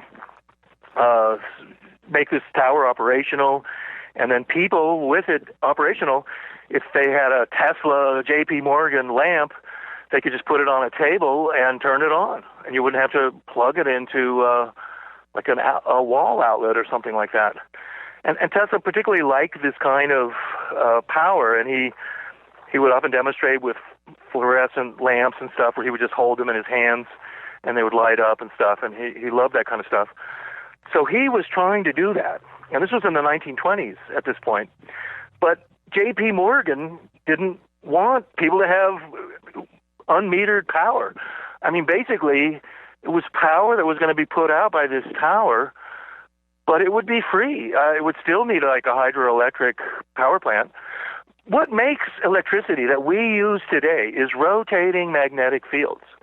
And that's what an AC motor is. And the AC generator in your car, or whether it's in a giant power plant, what it's doing is just magnetic fields are rotating around magnets, and that's creating AC power. So with Tesla doing that, and then he would broadcast it through these towers, but yeah, then people would just buy appliances, and J.P. Morgan didn't want to sell appliances. And so they quashed this whole idea of broadcasting power through these towers. And here was the greatest inventor who ever lived, Nikola Tesla. This is his baby and what he was trying to create. And they completely just put the cabazzo on it, and it was not to ever be. And that tower was torn down by the FBI. I mean, it's legendary now. But the whole system is sound. And, I mean, it can work. And today we're going more for that. And with people having laptops and wireless routers and all that, we're really getting to that point again. And Wired magazine and even Elon Musk and the Tesla car company, and he's got his SpaceX company too. I mean, he's a cool guy, and he's named his company after Tesla. So I'm hoping that somebody like him can pick up on this, and they'll bring this wireless power thing back, and that's going to happen. It's already happening. But now my point is about the obelisk, and apparently in ancient times they were doing something like that, and they were broadcasting power through obelisks, and there had to be a power station still connected to it. But these obelisks are apparently these crystal towers, and I mean they're antennas. And there's no real other explanation for them. And because I wrote a book about obelisks some years ago, and as usual, I try and research my subject as best I can. And I found that there were very few books written about obelisks, and it was hard to find any information on them at all, or anything about Egyptologists writing about it. I mean, there were less than 5 books about obelisks, and I went out and bought them all.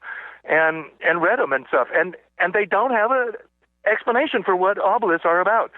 The mainstream Egyptological explanation for obelisks is that they represent a ray of the sun. They're just simply a symbol of the sun reaching down and touching us, and the rays of the sun.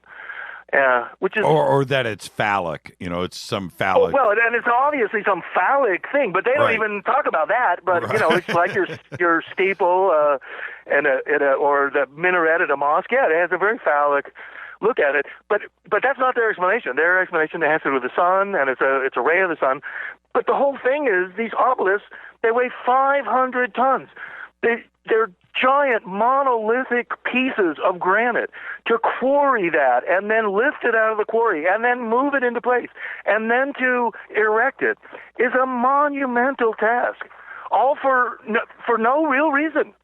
And not for anything functional. And not break it in the meantime. Well, and many have been broken, and just to make it stand up. Right.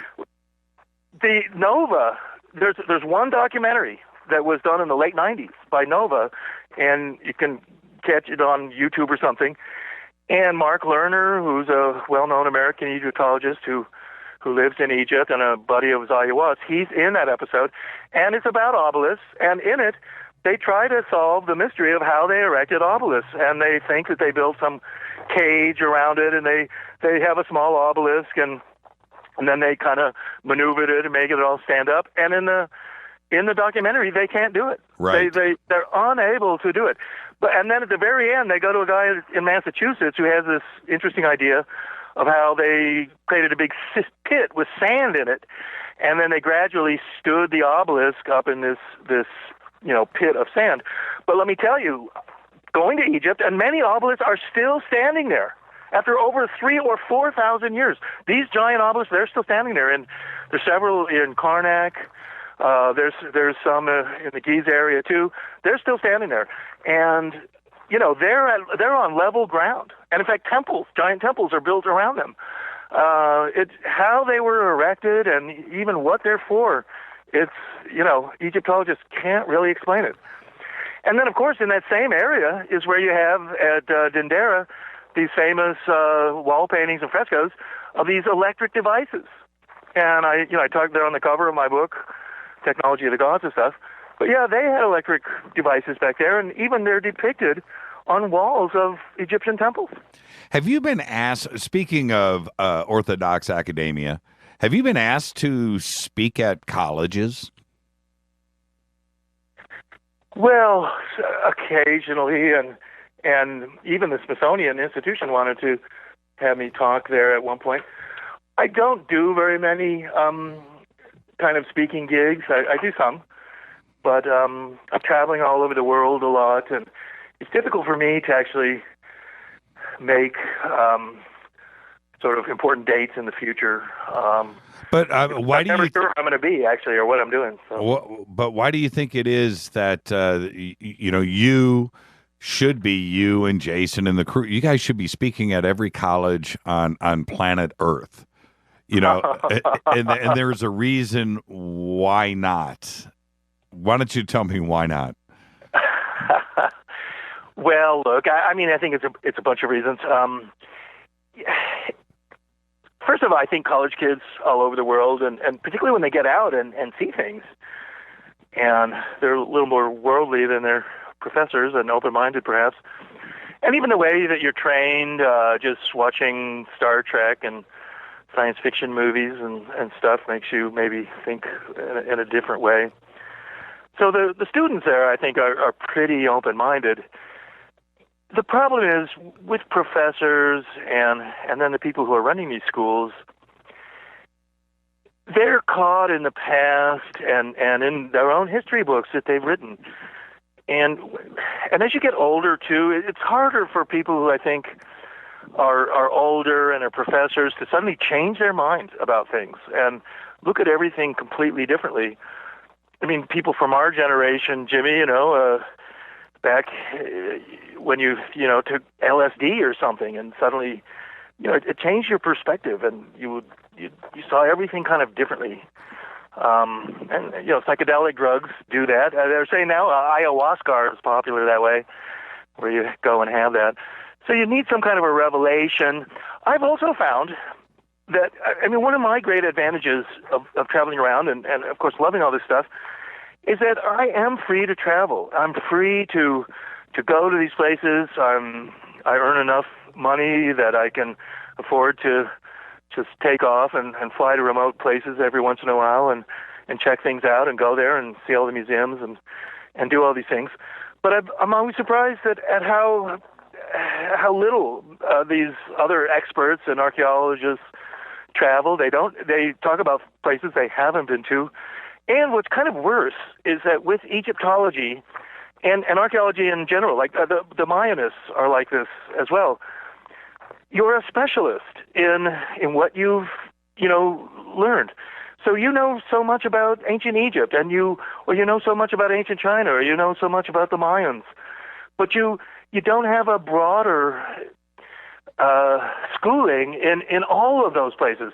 And so, I mean, I would be in Copan in Honduras, standing there with these Mayanists, and when you're there, the statues are amazingly Chinese, with these wispy Chinese mustaches and their hair tied up in a bun, and they're even holding yin-yang balls and things like that, and with these robes. And I spent a lot of time in China, and I would see these statues, and they're literally holding a yin-yang ball in their hand.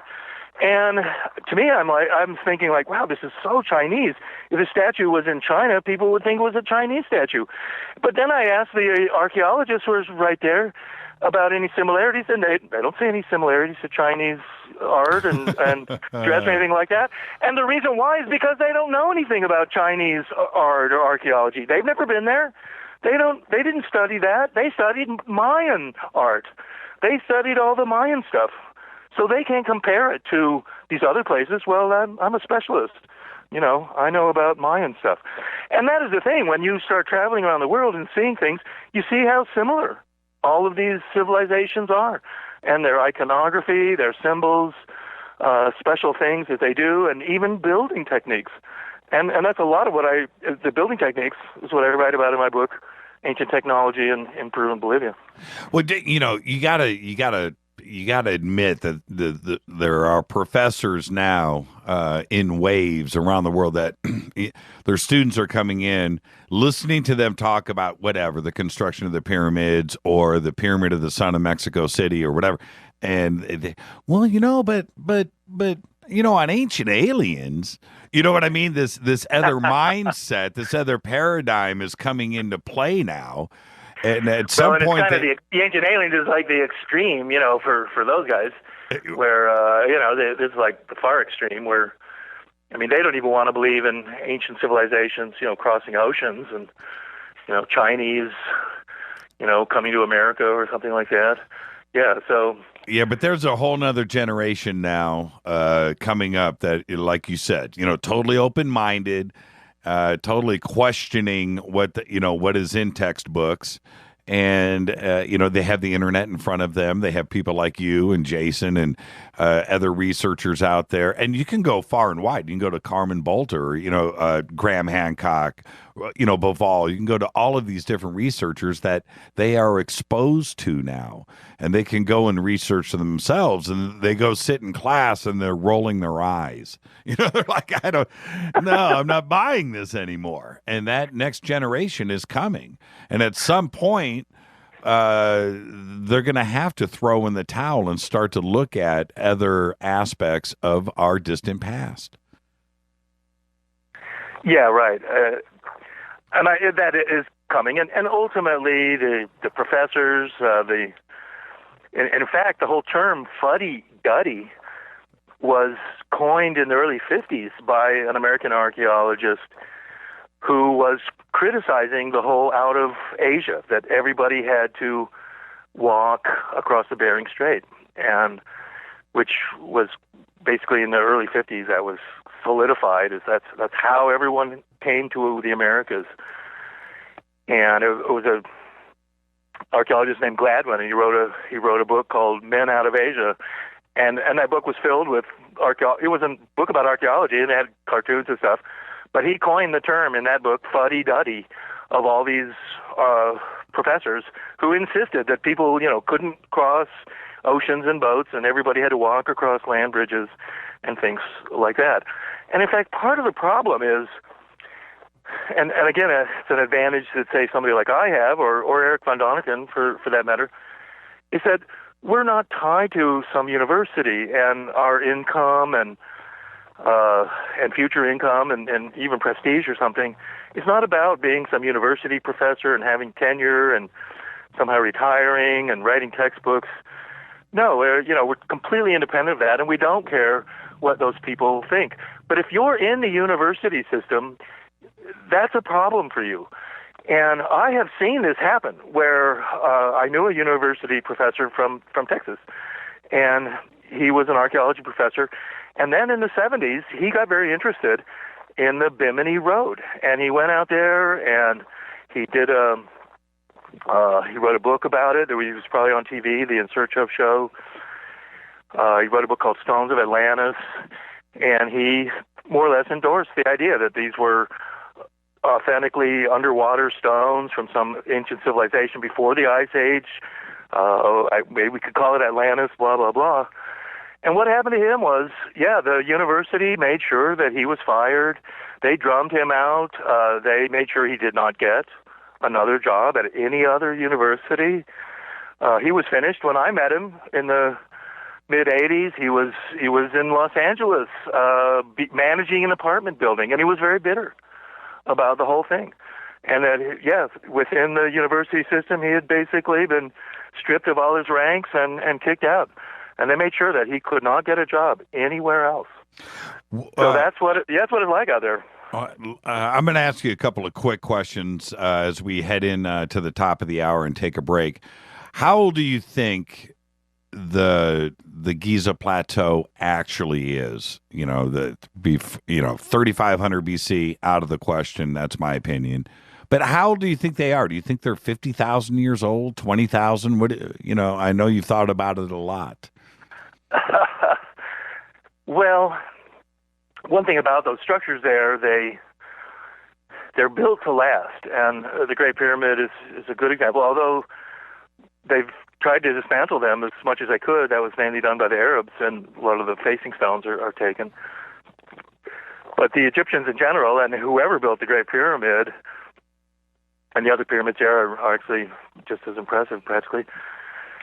I mean, they're building things to last, not just last for hundreds of years, but to literally last for thousands of years. And most buildings in Egypt have lasted for thousands of years, in excess of 3,000 in most cases, and in some cases 4,000 or 5,000 years, and they're still standing. That's how good those buildings are. I mean, with the Great Pyramid, it's hard to say.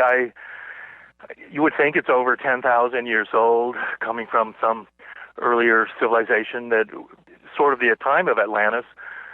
I mean, it's so fascinating to think of when, as a power plant, it would have been operational, and what it was doing, sending a maser, is what Christopher Dunn says, literally to a satellite, and then from that satellite it could be distributed all over the Earth, just like as we would, like satellites beam down, television stations and stuff today. So, yeah, what the world would have been like back then, but it wouldn't be, this consumer culture that we live in, with all the different brands of things to buy and commercials and advertising and things like that. I mean, it wouldn't have been a world like that. But there was power plants, there were big cities, but much of the world would have been very primitive, as much of the world is today. I mean, if you go into most places in the Amazon jungle or into New Guinea and lots of places in Indonesia and Africa and stuff, I mean, they are very, very primitive, even today. I mean, people don't have running water, flushing toilets, electricity, any of this type of stuff. And yet, there will be airports somewhere around there, and people will fly in, government agents, aid agencies, they'll fly into some airport, and that airport's got electricity. There's even cars and buses at that airport. But once you go outside, a little bit, suddenly people are living literally in the Stone Age.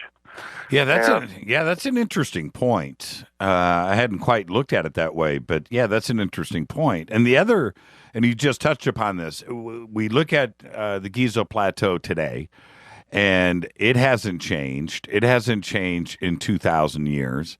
In that it was built to last, and if it looks like it does today, over the last 2,000 years, and you go back to 3,500 BC, it probably looked the same. In other words, the Egyptians more than likely just inherited the pyramids.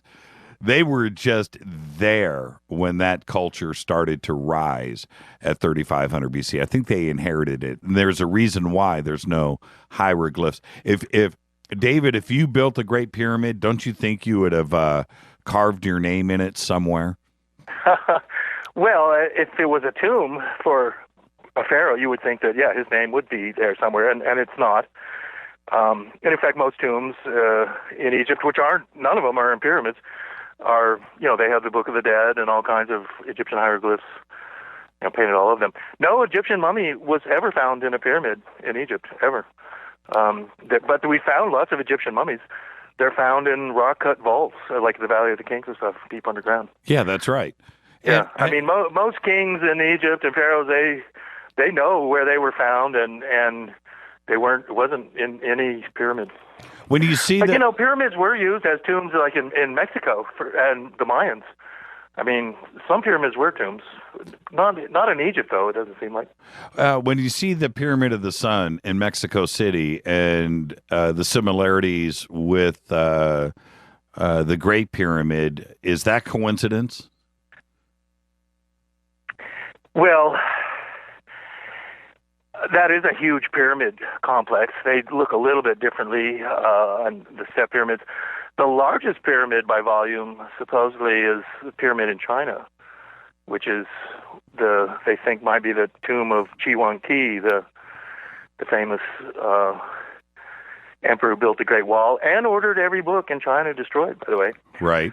And it's one of the things that I like to mention, too, is how And that's why we don't know much about the past. What went on is that history's been destroyed. And the giant libraries with hundreds of thousands of books have been purposely destroyed throughout history. The great library at Alexandria was destroyed. The Spanish burned every Mayan codex book they could find. Only 3 exist today. Emperor Qi ordered all the books in China destroyed. So this goes on and on. But it's kind of one of the things that makes ancient India so special, is that India is a country that has had the books preserved, and this destruction of libraries didn't really happen in ancient India, and so therefore we have all these great books in India, and Indian scholars can read them, and they're fantastic. I mean, they read like the wildest science fiction, and so those guys are interesting to talk to, these scholars in India who, look at their own history and believe it, and it's full of flying machines and horrific wars and atomic weapons and space travel, all kinds of stuff. So they're an interesting bunch, and I think more and more in India, we're going to get these scientists who really see the Ramayana and the Mahabharata and all these ancient stories of vimanas and aircraft and just what a high level of civilization and technology ancient India was at one point.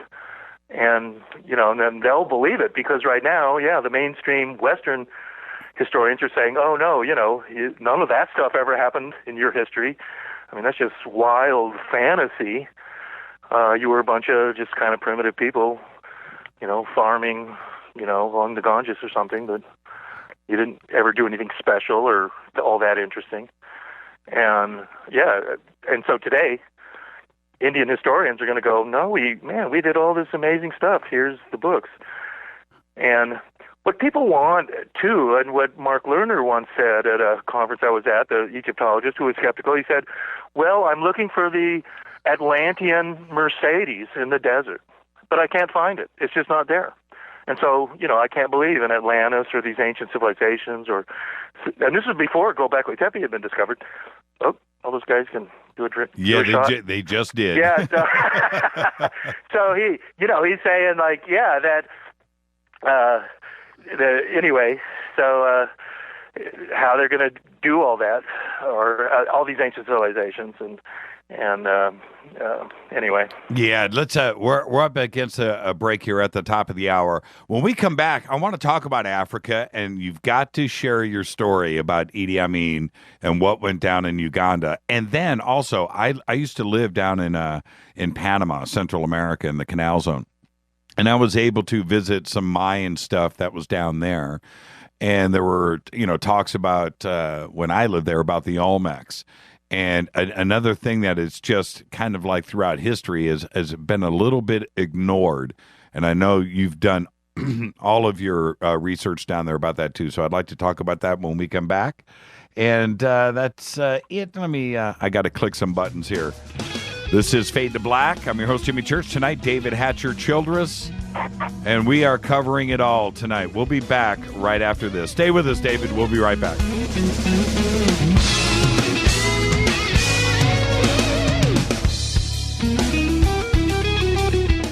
Hi everybody, this is Rob Halford, the Metal Guard on JimmyChurchRadio.com. KGRA Radio. Intelligent talk. Are you a paranormal investigator, ghost hunter, or UFO skywatcher? If so, FNGinnovations.com has the product you definitely need in your investigations kit or go bag. Introducing the Morpholite Wide Beam Tactical Flashlights that put the light where you need it most. Traditional flashlights shine a focused round beam with limited line of sight in the dark. Morpholite Tactical Flashlights change all that, utilizing a revolutionary wide beam design to enable you to see safety hazards such as as hanging wires and steel, pipes, and holes in the floor you just can't see with a focused round beam. In the field, where safety is paramount, a 180-degree beam increases orientation and peripheral vision in the dark. Morpholite flashlights are ideal for investigations in abandoned facilities such as houses and hospitals, factories, caves, and tunnels. Avoid those low-hanging tree branches that poke your eyes in the woods. Visit fnginnovations.com to see a full line of tactical lights and accessories. That's fnginnovations.com. Now you can find all your favorite talk radio shows live, all in one place at TalkStreamLive.com. Listen from anywhere, office, home, or in your car. Just go to TalkStreamLive.com and click on one of the many live talk show hosts you want to listen to. It's free and easy. No computer? Download the smartphone apps. Never miss your favorite talk show. Find them all at TalkStreamLive.com. Hey everybody, what's up? Jimmy Church of Fade to Black, and check this out. The 2015 MUFON Symposium will be held this September 24th through the 27th in beautiful downtown Irvine, California. Expanding ufology, opening new doors in academia, industry, and media. Former Defense Minister of Canada Paul Hellyer will be there in person. Former CNN news anchor Cheryl Jones, TV news journalist Jaime Maussan, and MUFON's chief photo analyst, Mark D'Antonio. They're just a few of the growing list of names for the 2015 event. It's September 24th through the 27th at the beautiful Hotel Irvine. Get your tickets today at MUFONSymposium.com. That's MUFONSymposium.com. Go Beckley Teppy.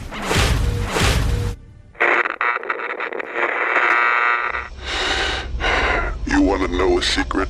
I love ponies. I really love ponies. I'm serious. I couldn't stay sane without ponies to brush. Why fade to black? Because you never got that pony. Damn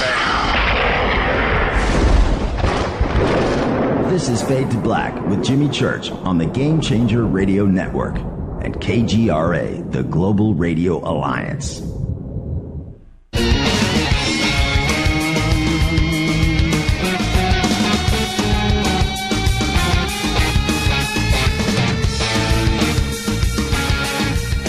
All right, welcome back. Fade to Black. I'm your host, Jimmy Church. Tonight, David Hatcher Childress is with us. What a great week we've had here on the show. It's a great way to wind up a week. David, just before the break, I brought up Idi Amin. One of our producers here had sent me that right before the show, and she said, you've got to ask David about Uganda and the overthrow of Idi Amin, and then you brought it up at the beginning of the show. I was like, not right now. I wanted to get to it, but you were there through that, and tell me about it. What happened? Yeah, that was in 1979, I think, and I've been working with the oil company in Sudan, and I had a year or so earlier before that in Israel. I had met a gal from Sweden. Her name was Katerina. And so then she came to Sudan, and then we flew to Nairobi. And I actually quit my job, and we decided to go traveling through Africa together. And we were in Kenya at the time, and I had already spent some time in Kenya. And we were trying to go to Tanzania, and actually to Mount Kilimanjaro.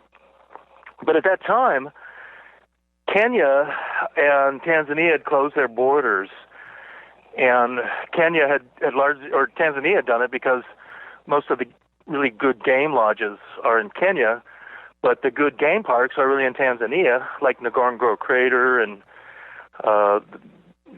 large parts of the Serengeti Plain and stuff. So Tanzania closed the border between Kenya in order to force tourists, European tourists mainly, to fly directly to Tanzania. And that was a problem for us because we couldn't, even though Tanzania was the country right there, we couldn't cross from there. We would have had to fly to some other country, Addis Ababa or something, and then fly again. And airfare was really expensive back then, and it still is today. So we at that time, right then, was the big war. It was the end of Idi Amin's time, although he was still in control of Uganda, and the Tanzanians actually had invaded Uganda, and it was a war between Tanzania and Uganda, and Tanzania was at that time trying to force Idi Amin out, and they had liberated really the southern part of Uganda, including Entebbe, which is the airport, and Kampala, which the capital. So that part was actually in control of Tanzania at the time, and the war went on for months, and Idi Amin had been forced up into northern Uganda near the Sudanese border. And they told us that, Uganda was open and we could cross through Uganda. So Katerina and I literally, we were hitchhiking, in fact, at the time, but we hitchhiked to the border, and then after that we took buses. But we entered Uganda. I mean, it seems like a crazy thing in retrospect, but we were basically tourists on holiday in war-torn Uganda. And we met then an English couple in Kampala when we got there. And there were shooting still at night. Although it was really in control of the Tanzanians, there were UN people there by then. There was one hotel that was open, and we met this English couple who had been teaching English there, but they couldn't leave the country. And they had all this Ugandan money, which was worthless outside of Uganda. And they then introduced us to a bunch of UN people, and Tanzanian soldiers were all over the place as well. And it was at that time then we met this, he was an Australian UN worker, and he said, hey, if you want, come and I'll take you to Idi Amin's house here in Kampala. And we said, yeah, we would go. So we went there, the four of us, and him, the UN guy. And here's what it was like. As we walked into Idi Amin's house, which would be the equivalent of kind of a ranch house, American house, with a garage and a couple of rooms, and nothing too fancy, but for Uganda, a pretty nice house. All the furniture had been removed. Anything of value had been looted in the house already, which meant desks and filing cabinets, any chairs, any shelves, telephones, anything that was any kind of fixture or furniture was taken. But it meant that they had taken filing cabinets and desks and things and just thrown all the contents of the filing cabinets onto the floor. And so there were all of these documents and photographs. And in the garage, there was even, incredibly, a mountain of T-shirts, Hanes T-shirts, which had Idi Amin on it. Idi Amin Africa, Idi Amin Dada, King of Africa. And no one was going to loot those T-shirts, too, because they had Idi Amin on the T-shirt, and you wouldn't, that would get you killed in Uganda to have a T-shirt like that, or any documents that had anything to do. And so here was Idi Amin's house, and it had photos and documents, and they were just lying on the floor, and strips of film and stuff like that. And so we took some. Yeah, I was going to say, did you grab a T-shirt? Well, I did grab T-shirts. Yeah, I took like 12 T-shirts from there. Do you still have them? I did. I still have one. I still have one left. I saved it. I sold the other ones over the years. I sold some in South Africa and places like that. But yeah, it was you literally, wouldn't want to be caught dead with one of those T-shirts in Uganda. No. They had strange stories about Idi Amin too. He was, the legends go, he was into black magic and voodoo. He was known to torture people and eat their heart. Yeah, cannibalism. Yeah. Yeah, that he was a cannibal.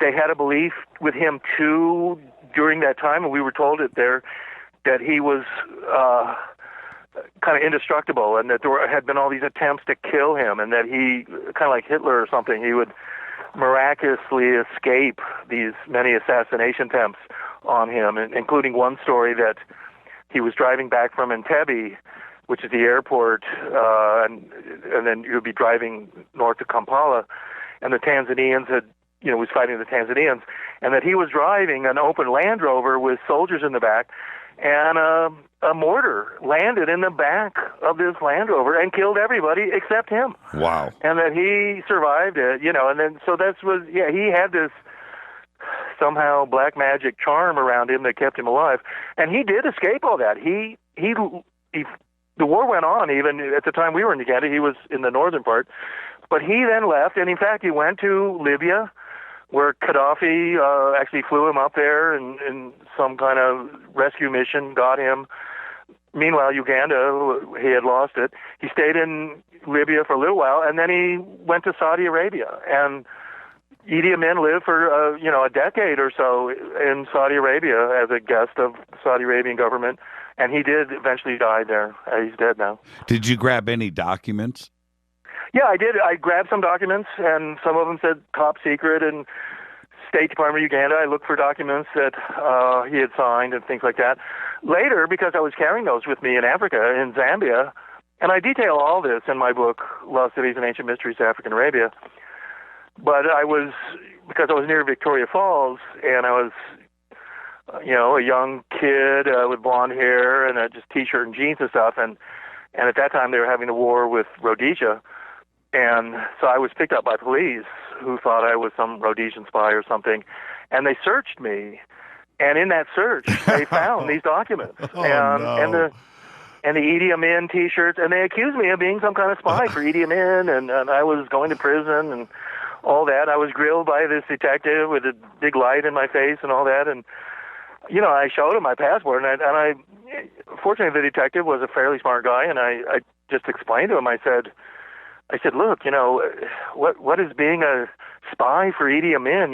What is that? How could that get me anywhere or do anything? And he finally kind of saw that, that wasn't really something. There was a problem in Africa back in those days, which I called the James Bond syndrome. And there weren't very many tourists in Africa in those days, and in my case, I was literally traveling through war-torn countries. But they're very suspicious, and they don't really, particularly if you're a young guy by yourself or younger people, rather than some older folks in a big group or something, they don't know why you're there, and they're suspicious of you. And they'd often ask me, "What is your mission?" They think you're James Bond. They think you're some spy.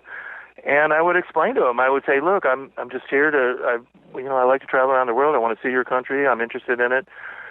And they're like, "Really? What are you really doing here?" And so they have this suspicion, and they think you're a secret agent. And even today it would be that kind of thing. You go into North Korea and take a photograph of a bridge or a military base. Well, they'll arrest you and throw you into prison. Because you're some super important spy who's, taking pictures of them. And that went on in Africa a lot, I can tell you. When you got out of Africa after that trip, did you have a new appreciation for life? That you got out of there alive? Well, for me, probably a lot for you too, Jimmy, and many of your listeners. I grew up in the 60s and early 70s and stuff, and it was right around that time, too, that the Zapruder film of the JFK assassination came out, and, many young people, were upset, of course, with the Vietnam War had just ended, and the assassinations of Robert F. Kennedy and Martin Luther King and all kinds of stuff that was going on. Jimmy Carter at that time, got elected president just because people were so fed up with all the machinations of Washington and the CIA and the FBI and stuff. And, we felt we could not, couldn't trust our own government at that point. And many college students, felt that way, I know. And I was one of them. And so, I left America thinking America was this kind of screwed up country and had a lot of problems, and the government was corrupt and whatnot. But when you travel around the world and you start seeing other countries, you see that America's, less screwed up and less corrupt than most countries are. And that was certainly what opened my eyes. There's countries all over the world Yeah, I mean, America's a kind of screwed up country, but the rest of the world is even more screwed up. Yeah, I had the very same experience. You know, when you're raised here in the United States and you experience it, that's one thing. Get out. If you don't think we have it good here, you think it's all screwed up, go somewhere else. And then look back into the United States, and you realize. Hey, just go down to Mexico. Yes, I mean, man. as you travel through Mexico, if you drive through Mexico, you're going to go every couple of times a day. You're going to go through a military roadblock. Yes, you are. Okay, I mean, the military's going to get you out. They're going to search your car. I mean, that's just a normal drive in Mexico. Yes. I've had some really messed up experiences outside of the United States. And you you get back here, and you're just like, man, it is so good to be back. And there was somebody when I lived down in Panama. I was leaving the country, and this person came up to me and just was in tears, and saying that you don't understand. Your streets are paved with gold. And I was like, no, they're not. Yes, no. I just mean, and it's really true. We have got it so good here. We really do. Now, speaking of Panama, you've been through Panama. You know, I've traveled quite a bit in Central America, and I've been only to Panama City. I've not, so I don't know Panama very well. Oh, okay. I thought I saw a video of you looking at some Olmecs stuff up near Costa Rica and the Panamanian In Costa border. Rica, yeah. I've been to Costa Rica, and the giant balls, and Yes. Olmec stuff there. Yeah, sure. But I've not. I've spent more time in actually Nicaragua and Costa Rica and Guatemala, but not really Panama. But you know what? It's from what I understand, there is Olmec stuff in Panama. Although, again, with mainstream archaeology, officially the Olmecs are not that far south. They want ancient civilizations to stay within certain small areas. They're not really that much in contact with their neighbors even. So how extensive the Olmecs were is interesting. And I'm sure the Olmecs were all the way to Panama. And in fact, the Olmecs were in Colombia, too, it looks like. Yeah, and when you go through the jungles of Costa Rica and Honduras and Guatemala, so much of that stuff is overgrown with jungle. You can walk past something extremely old and not even see it. That's right. I mean, and there's still lost cities out there. It is thought that in Guatemala there's over 10,000 undiscovered pyramids in the central areas northern areas of Guatemala. There's just so much that Tan jungle area beyond Tikal and stuff. And the same in Panama and Colombia and stuff. I mean, a lot of people aren't aware, you would know this, you can't really drive from North America to South America. No, it stops in Panama City. Yes. Yeah, I mean, there's really no road between Panama and Colombia or Ecuador. You've got to take a boat there. And that southern area of Panama is a vast swamp, really. It's mountainous. It's jungle covered. They've tried to finish the Pan American Highway. It just ain't gonna happen. There's a reason why it stops in Panama City, man. They gave up. It was like, man, we can't build this thing. So yeah, you're absolutely right. You can drive from Texas to Panama City, right? You can. But that's as far as you go. You don't go any farther south. Central America and South America stop right there at Panama City. That's right. I mean, there's been a few motorcyclists or bicyclists who've wanted to, pedal the whole journey, and they have to go through that area in like a dugout canoe through these swamps with their bicycle or their motorcycle and get finally to a little road, or normally you have to take a ferry. Yeah, that's part of the whole thing with the Olmecs. And in my book, The Mystery of the Olmecs, I point out that one of the things they did that again, the mainstream doesn't really recognize or appreciate is that the Olmecs were really at that narrow part, and they were in Panama and other parts of Central America too, but their main core area was the Isthmus of Tehuantepec, which is that narrowest part of Mexico, between like Villa Hermosa or Comacalco through Oaxaca and Monte Alban. to the Pacific coast. And so the Olmecs were on the Atlantic and Pacific coast and controlled that area. And that's really, in my mind, what made was important part of the whole Olmec civilization. And the other, there were three places that in Central America where early surveys showed that they could do some kind of Panama Canal or Trans-Pacific Atlantic kind of connection. Panama Canal was, of course, one, and they made that canal. But the other ones were to be in Nicaragua, where you can go by river almost to the Pacific Ocean from the Atlantic through Lake Nicaragua that way, or also the Isthmus of Tehuantepec in Mexico. What the Mexican government did was build a railway across it instead of a canal, basically. I've got a few questions here in Twitter before I let you go tonight, and I've been ignoring it, and I apologize to the audience really quick, but I've been wrapped up in this conversation. But let me go to this. This is from David Michael Reese. He says, David, do you think ancient civilizations had a time of long peace? War broke as described in the Vedas and covered up much more evidence. Well, I do think that, and I certainly would like to think that. I think that there were, thousands of years of peace and cooperation. And ultimately, in many ways, warfare tends to stimulate technology, too.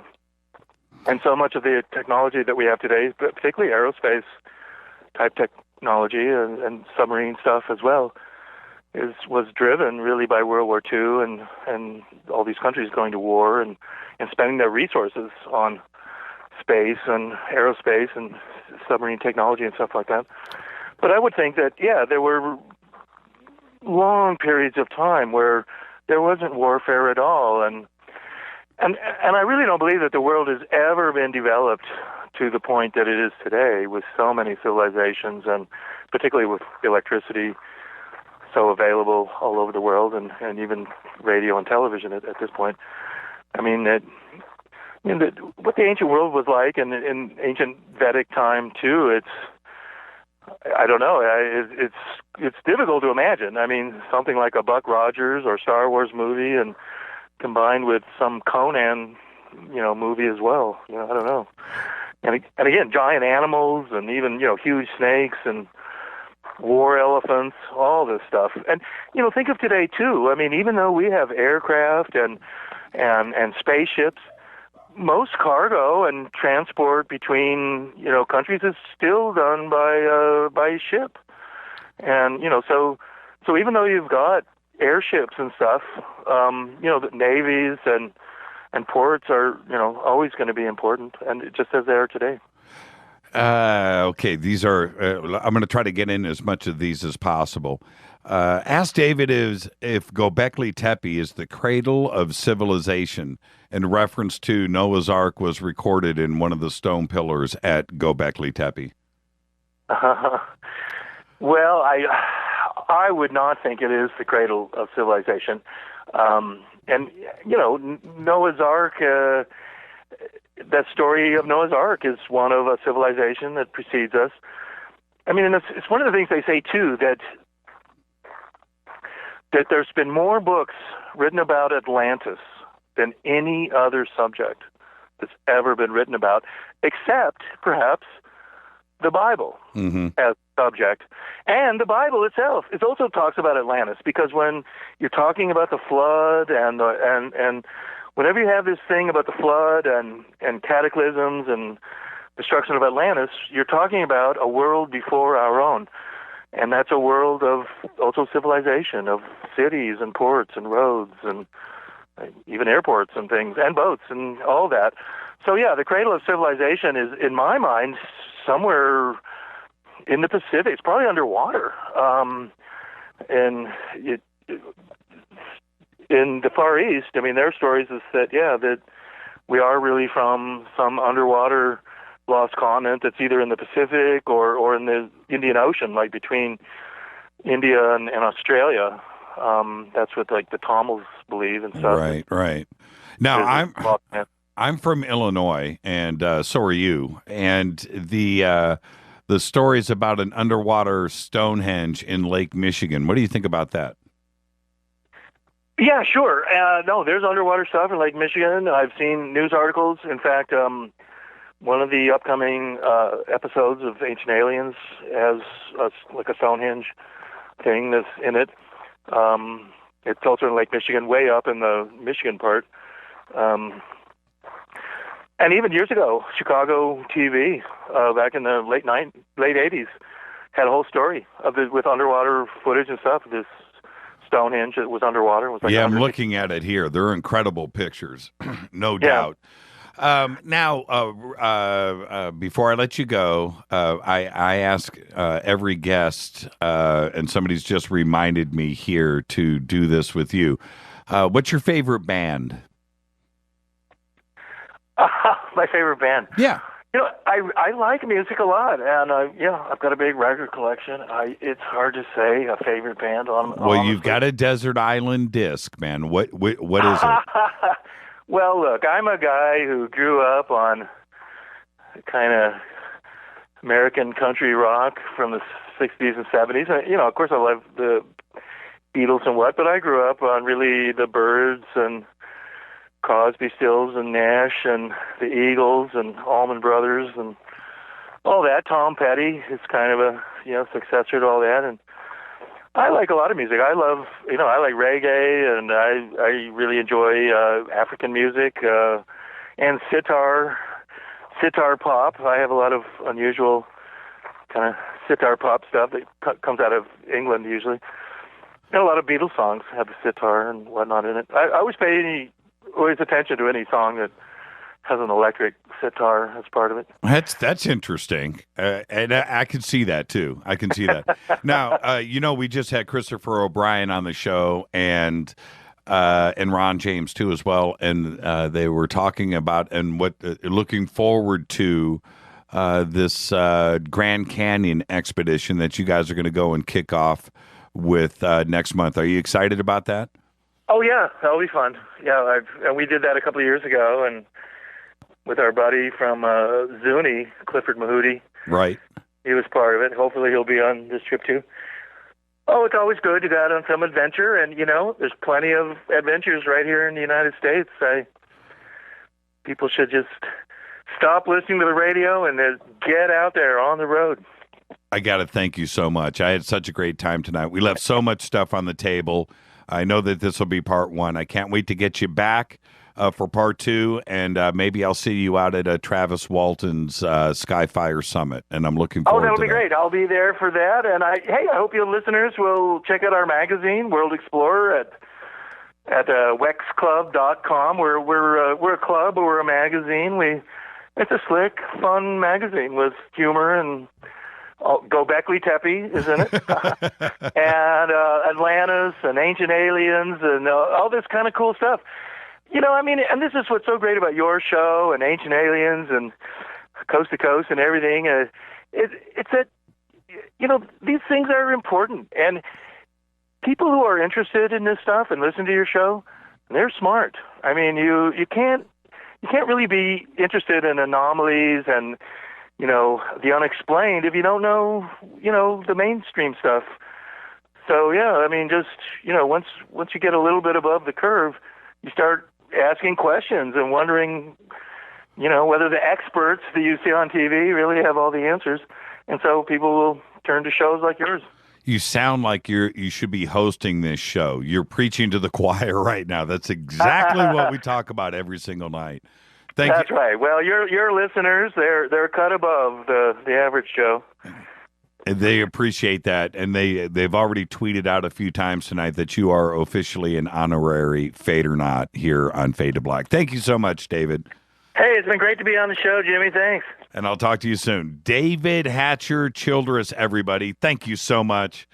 2 years in the making, and it was all that. Let's take a quick break. This is Fade to Black on the Game Changer Network and KGRA The Planet. I'm your host, Jimmy Church. Thank you, David Hatcher Childress. It was all that. When I come back, since This is now Fader Night. I'll be taking your calls. 323-825-5045. Let's light it up. Let's make it Fader Night for the next half hour. I'll be back right after this.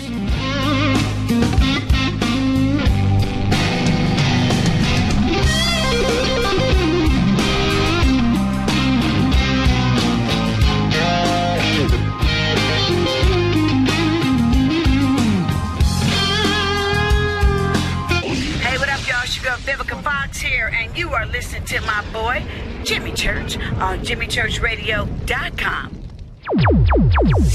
Despite popular opinion, reading a book will not make you smarter. But listening to Jimmy Church will. Attention, all Fader Knots. Studio Dome has a special deal on their SD1 Bluetooth speaker. Just go to JimmyChurchRadio.com, click on their banner, enter the promo code Jimmy, and you get $40 off and free shipping on the SD1. It's voice activated, comes with a USB antenna, cables, and a carry bag. Never listen to your phone, tablet, or laptop speakers ever again. It's the only way to listen to Fade to Black. That's JimmyChurchRadio.com, Studio Dome banner, promo code Jimmy. Go Beckley Teppy. Erica, Brittany, Gabby, and you're listening to JimmyChurchRadio.com. It's not a lifestyle we chose. We were born this way. KGRARadio.com. Hey everybody, what's up? Jimmy Church of Fade to Black, and check this out. The 2015 MUFON Symposium will be held this September 24th through the 27th in beautiful downtown Irvine, California. Expanding ufology, opening new doors in academia, industry, and media. Former Defense Minister of Canada Paul Hellyer will be there in person. Former CNN news anchor Cheryl Jones, TV news journalist Jaime Maussan, and MUFON's chief photo analyst Mark D'Antonio. They're just a few of the growing list of names for the 2015 event. It's September 24th through the 27th at the beautiful Hotel Irvine. Get your tickets today at MUFONSymposium.com. That's MUFONSymposium.com. Go Beckley Teppy. This is KJCR at JimmyChurchRadio.com.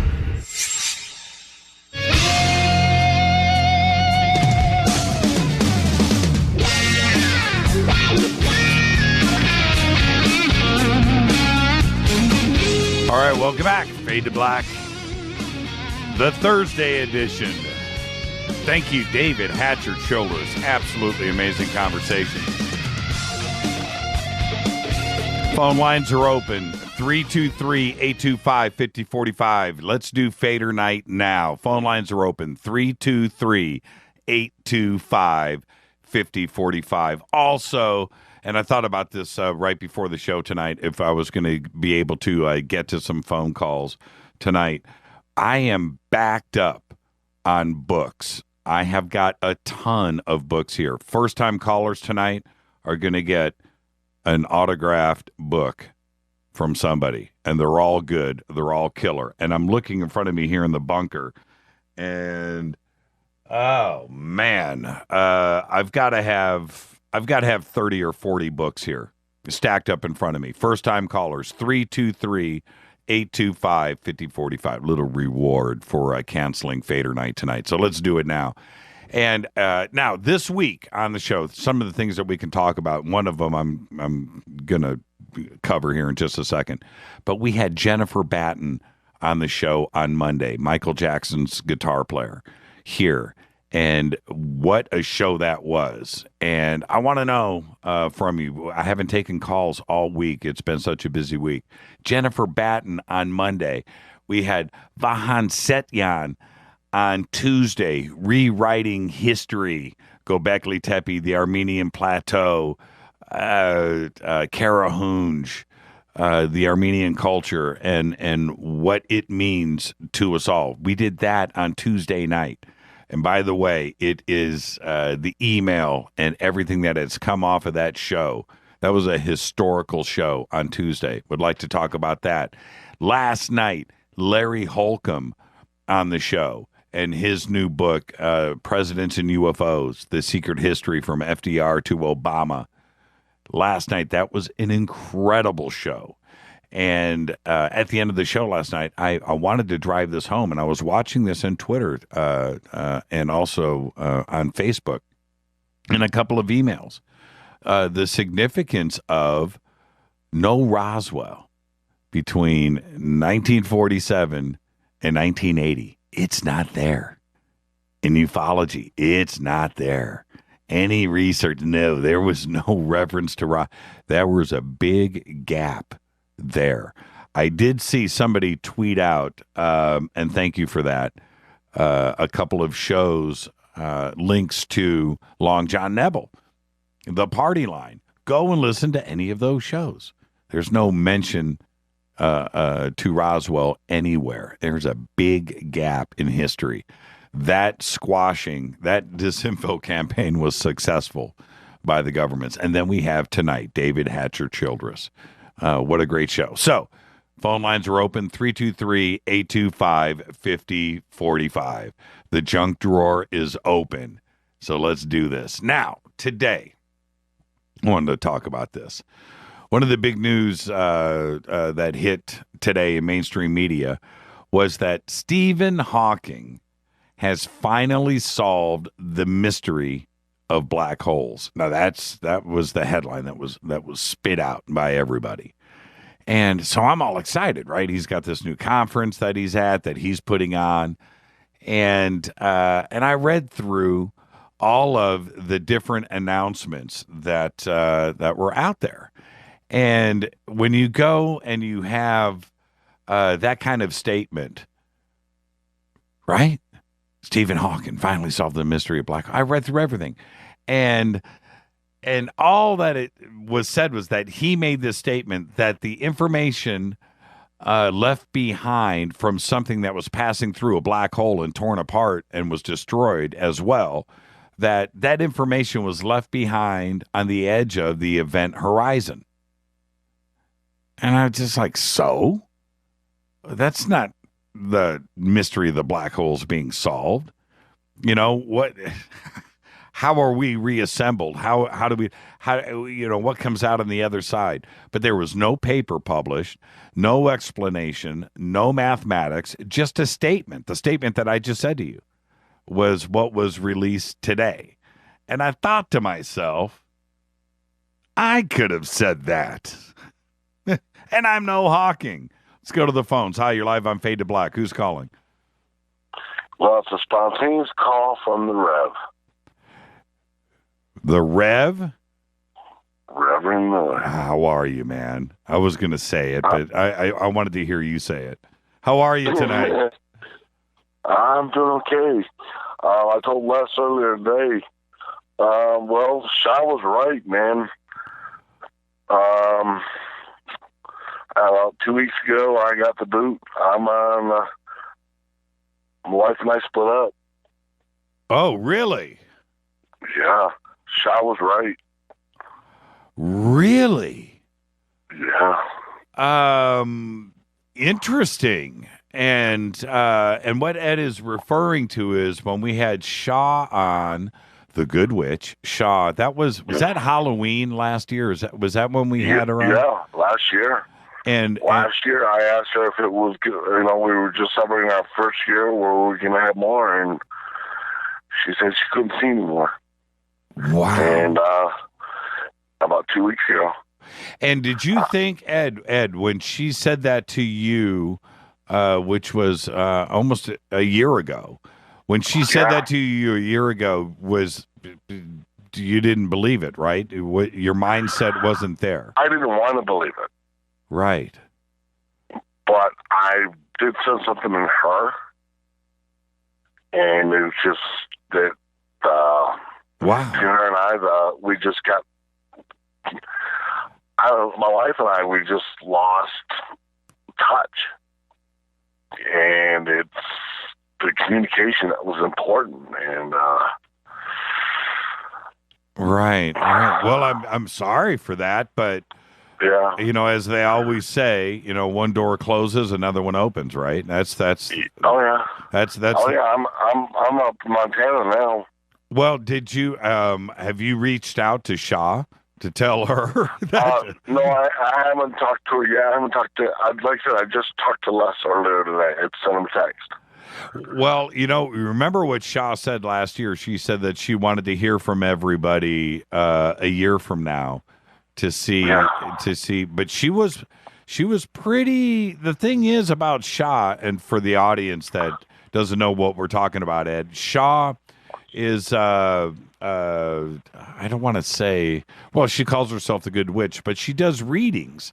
And last year on Halloween, she came on the show and she probably did 50 readings that night. You remember she was doing them like in 1 minute. Oh, yeah. And she was freaking everybody out. She freaked me out. She's a very nice person. What I mean is, she's a sweetheart. I've talked to her a couple times on Twitter before I gave up my Twitter account. Yeah, and I was having issues with Twitter for a while there. I couldn't add any new people. Well, and she was very she was very direct. She wasn't like doing these broad things, no, she was very, very, very direct with the things that she was saying. And what was it? Do you remember exactly what she said to you? She just said she couldn't see me anymore. Wow. And that's all I could actually remember. And so when you hung up that night after she did your reading, were you like, yeah, whatever, yeah, okay, and then boom? I go, no, I can change this, but somehow I slipped in the crack somewhere and I didn't. Interesting. Yeah. Wow. How does she? All I have to say is, anybody out there, when you have that loved one, get high on each other, man. You just get so high on each other that you can't get enough of each other. Yeah, I know. That's always the thing, and you're absolutely right. You're absolutely right with that, Ed. Well, like I said, I'm sorry to hear that, but one door closes, another one opens, and I think you should. You know what I would do if I was you? I'd be getting a hold of Shaw right now because you need to know what's happening next week. That's what you need to do. Yeah, I'm trying to get. Are you guys back on TuneIn? Yeah, we're on TuneIn. Okay, because it says when I go to the Fade to Black on there, it says I forget exactly. It's something about it is not in order right now. Oh, it plays it. Oh, I don't know. I haven't been to TuneIn in a while, but I haven't had anybody say anything about it. I would, myself, somebody here would get an email about it. Yeah. I'll ask right now. I don't know. It's been an issue with my phone. I don't know. Yeah. I have the luck with the POSs. You know what I mean?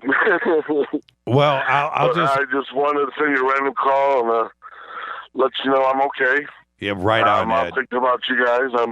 I'm up here in Montana, Big Sky Country. Next week we're supposed to start construction on the roof of my nephew's cabin, and we're looking to start the first winter here. Right on, Ed. Thank you so much for the phone call, my brother. No problem. God bless you guys. Love you. Right back at you. Reverend Ed Miller, everybody. How about, in Twitter, really quick, is everything fine on TuneIn? I'm just going to shout that out. I got to wait for 30 seconds for the delay to go through. But is everything fine on TuneIn? Everybody? Yeah, we're going to have Shaw on. I'm watching Twitter, too, as well. Yeah, we're going to have Shaw back on the show here very soon. All right, back to the phones. Hi, you're live on Fade to Black. Who's calling? Hey, it's Shalin. What's up, Jimmy? It's who? Shalin. How are you? Hey, I'm doing good. How are you? What's cracking? Listening to the show tonight, man. David frickin' Childress off the chart. Yeah, man. I can't say enough. And he it was funny because, and I'll say this really quick, before the show, actually leading up to the show too as well, 90 minutes was, and I was like, David, we're going to be wrapped up in conversation. You're going to say, what, you can tell he didn't want to leave tonight. And I felt kind of bad, keeping him on for another half an hour. He's a busy guy and everything, but But he didn't want to leave tonight, did he? Man, to be honest with you, I didn't know if he was going to be able to take a break. Totally. David had a lot to talk about, and did he actually breathe during the conversation? I know. You caught that. I mean, I couldn't tell. Yeah, that was awesome. That. I mean, you didn't have a chance to ask very many questions at all. Well, and that's my job. That's great. That's great. I don't need to. But hey, when you got somebody like that that's going to come on air, tell him to call me next week when I need somebody to interview. All right. All right, Stallone. Hey, listen, check this out. Did you have any idea about his travels around the world like that with a backpack? It kind of when you see him the next time on Ancient Aliens, you're going to look at him with a different set of eyes, aren't you? I mean, I always seen he's like the Indiana Jones or whatever people talk about. He's the Indiana Jones of today. No, this man really lived it, and he's really done it. Have you gone? And that is awesome. Yeah, have you gone back, and if you haven't had a chance to do this, you should, but have you gone and looked at his old videos that he did exploring? They're up on YouTube. You can go and find them. Have you ever gone back and watched any of those? No, I mean, I say no, but yes, I have done a few, but I haven't done enough research to really look into his history. I mean, when I found him, and the way I found him was through Ancient Aliens, and I did some research on the guy. This guy's been around the world, man. He's been around the block. And for Ancient Aliens to have someone like him on the show, to me, is he compares to me like, the Eric Von Daniken of those people. He's really done this. He's lived it. He's done it. And to have him on the show, they should pay him like you wouldn't even believe the amount of money. Yeah, just to have him on the show. Yeah. You're absolutely right. But he's been there, done that. And to hear that story today about going through Idi Amin's house in the middle of a civil war, that's insane. Right. That's insane. It's insane. That was a great interview, man. And I come in late tonight. I had to interview myself with a witness from MUFON, and I was trying to get out of there and trying to get to you. I was like, dude, I got to go. Jimmy Church is on, man. So I kind of made it in late, but I caught enough of it, and you kept him on long enough that it just made it so much worthwhile, man. What a great night. And I thought that last week's show with David Wilcock and Corey was good. And then Jennifer Batten on Monday. Come on. Huge cyber boner. Yeah, right. Right. Tonight was just awesome, dude. Top of the charts. Absolutely. Yeah, we get lucky here, Shaolin, in that it's like this every single night. And I'm serious, man. I'll get to the end of a show or the end of a week or the end of a month and go, man, I cannot believe it. And I'll go back and look at the guest and what we went through. And it blows my mind. It's just like every single night. I come off of it just going, man, did we just do that? Well, I have a question. I mean, and this is going to be a question I think that some of the listeners have too, and I hope it's not too direct, but I'm going to say it anyways. Mm-hmm.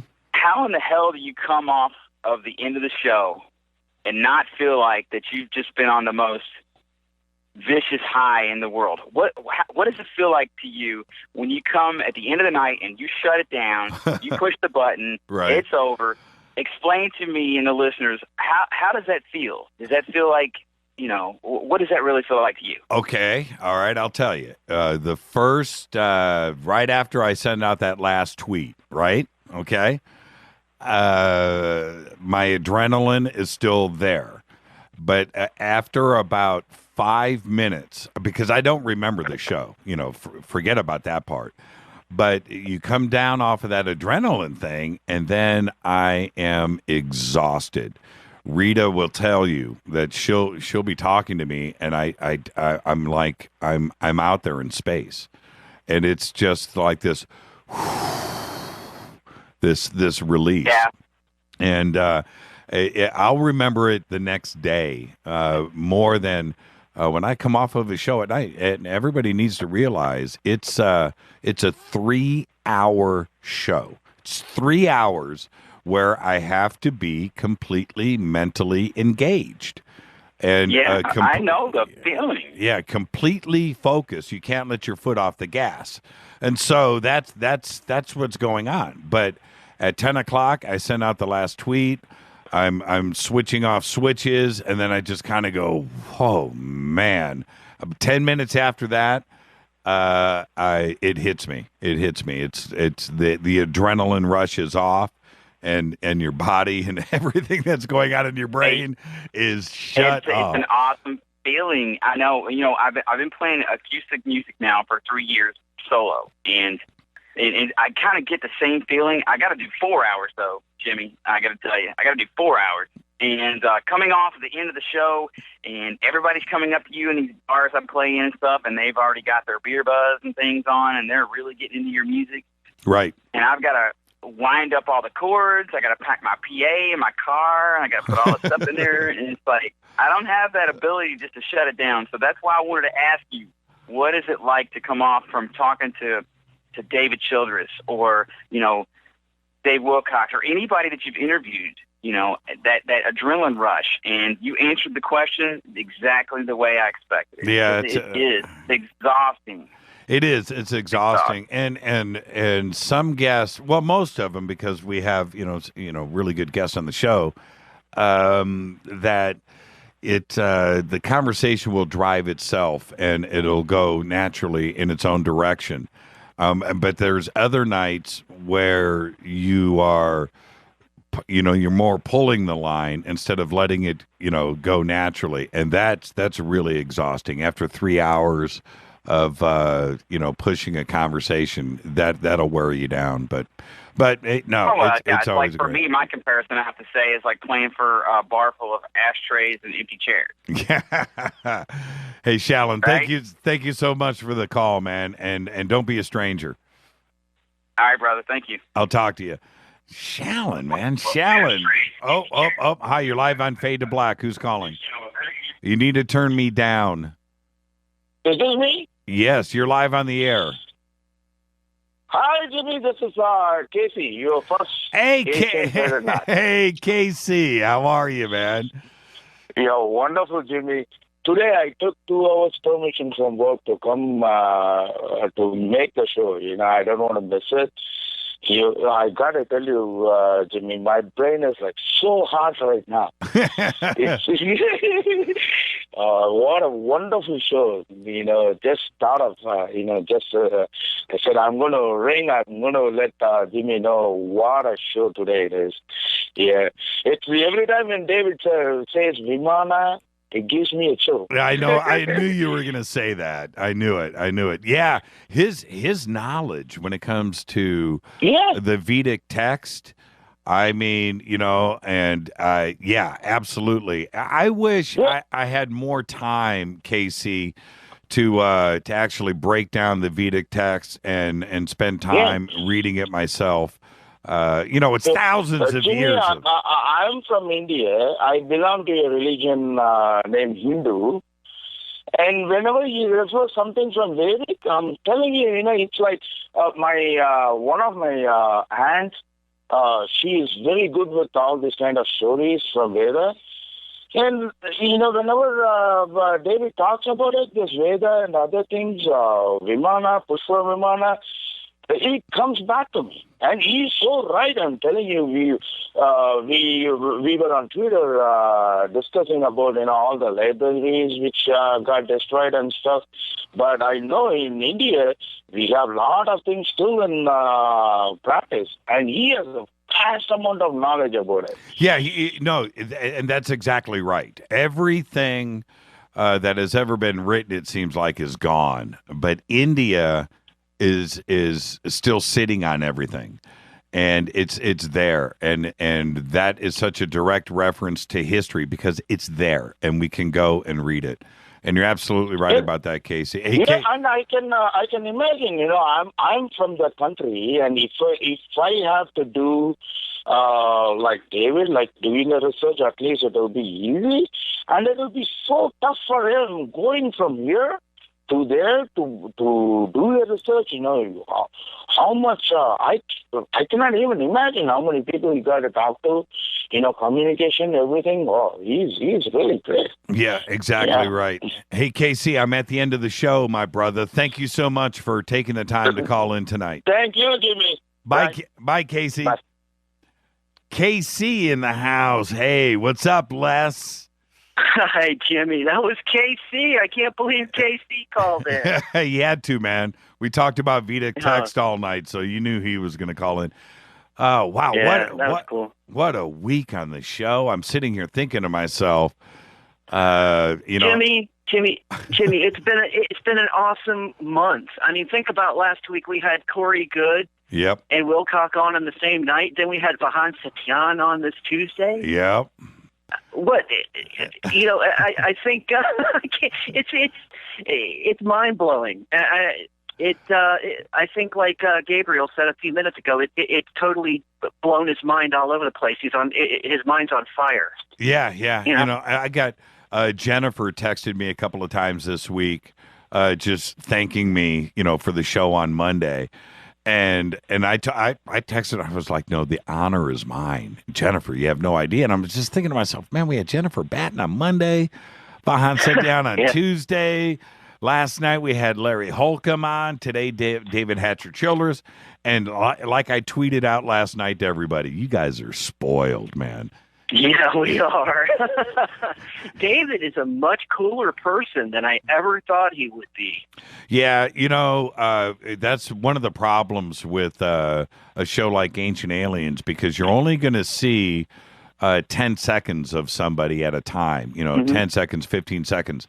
Rita will tell you, we've gone out with Jason Martell, and outside, when you go out and you hang out with some of these people that you only know, from these very short bursts of being on TV, and then you go out and hang out with them, and you just see this other side of them. And just like tonight with David, he doesn't go on radio, man. He doesn't do that. He just doesn't do it. And so you only have this one side of him. And then tonight he comes on and you hear this side of him that you had no idea. And you just have a new respect for the guy. No, massive amount of respect. A lot more respect than I had for him before. That's for darn sure. And thank you for that, Jimmy. Yeah. I appreciate that. Thank you. But it's absolutely right. And to think about, I've done some crazy things in my life, but I can tell you what, I haven't gone through war-torn Africa with a backpack and $3 in my pocket. That's Idi Amin. That's just insane. Can you imagine getting detained by some African, police somewhere in some country during that, and you've got secret documents of Idi Amin in your backpack? Oh, God, no. Oh, man. Oh, man. All right. Hey, Les, we're at that point, my brother. Why don't you get us out of here? And now, yes, sir. And real quick before we get to that, Monday is Labor Day, and well, we'll make an announcement about Monday's show over the next couple of days. But I have the feeling, everybody, that we're going to do a best of Monday night, because I think I'm going to barbecue with the family and hang out. Jimmy, that would only be your right, my brother. Well, Rita said, you want to hang out with the family and cook out on Monday? And I said, yes. So, it just may go down that way. Just announce it. Take the weekend off, brother. Get us out of here. It's family time. Get us out of here, right. Les. Get us out. We got 1 minute. All right. First, Jimmy, we'd like to thank all the new callers who paid on 2 phoned home tonight. David Hatcher Childress as well. Fade to Black executive producer is Rita Kamurian. Show is produced by Hilton J. Palm and Mark D. Kovar. Special thanks to LJ3, that's me, Renee Jonas, and Mark Dunbar. Announcers are Steve Harder, Gene Vito, and Mark D. Kovar. Sadie by Dale. Webmaster is Drew, the Geek. Music is by Doug Aldrich. Intro by Spaceboy. Visit him at spaceboymusic.com. Fade to Black is produced by KJCR for the Game Changer Network and syndicated on KGRA. And with that, Jimmy and I are Out of here. Thank you so much, Les. You have a great weekend and a great Labor Day. Love you, bro. Love you back. This broadcast is owned and copyrighted 2015 by Fade to Black and the Game Changer Network and cannot be rebroadcast, downloaded, copied, or used anywhere in the known universe without written permission from Fade to Black or the Game Changer Network. For that, I'm your host, Jimmy Church. Follow us on Twitter @JChurchRadio. Be safe. Go Beckley Tepe.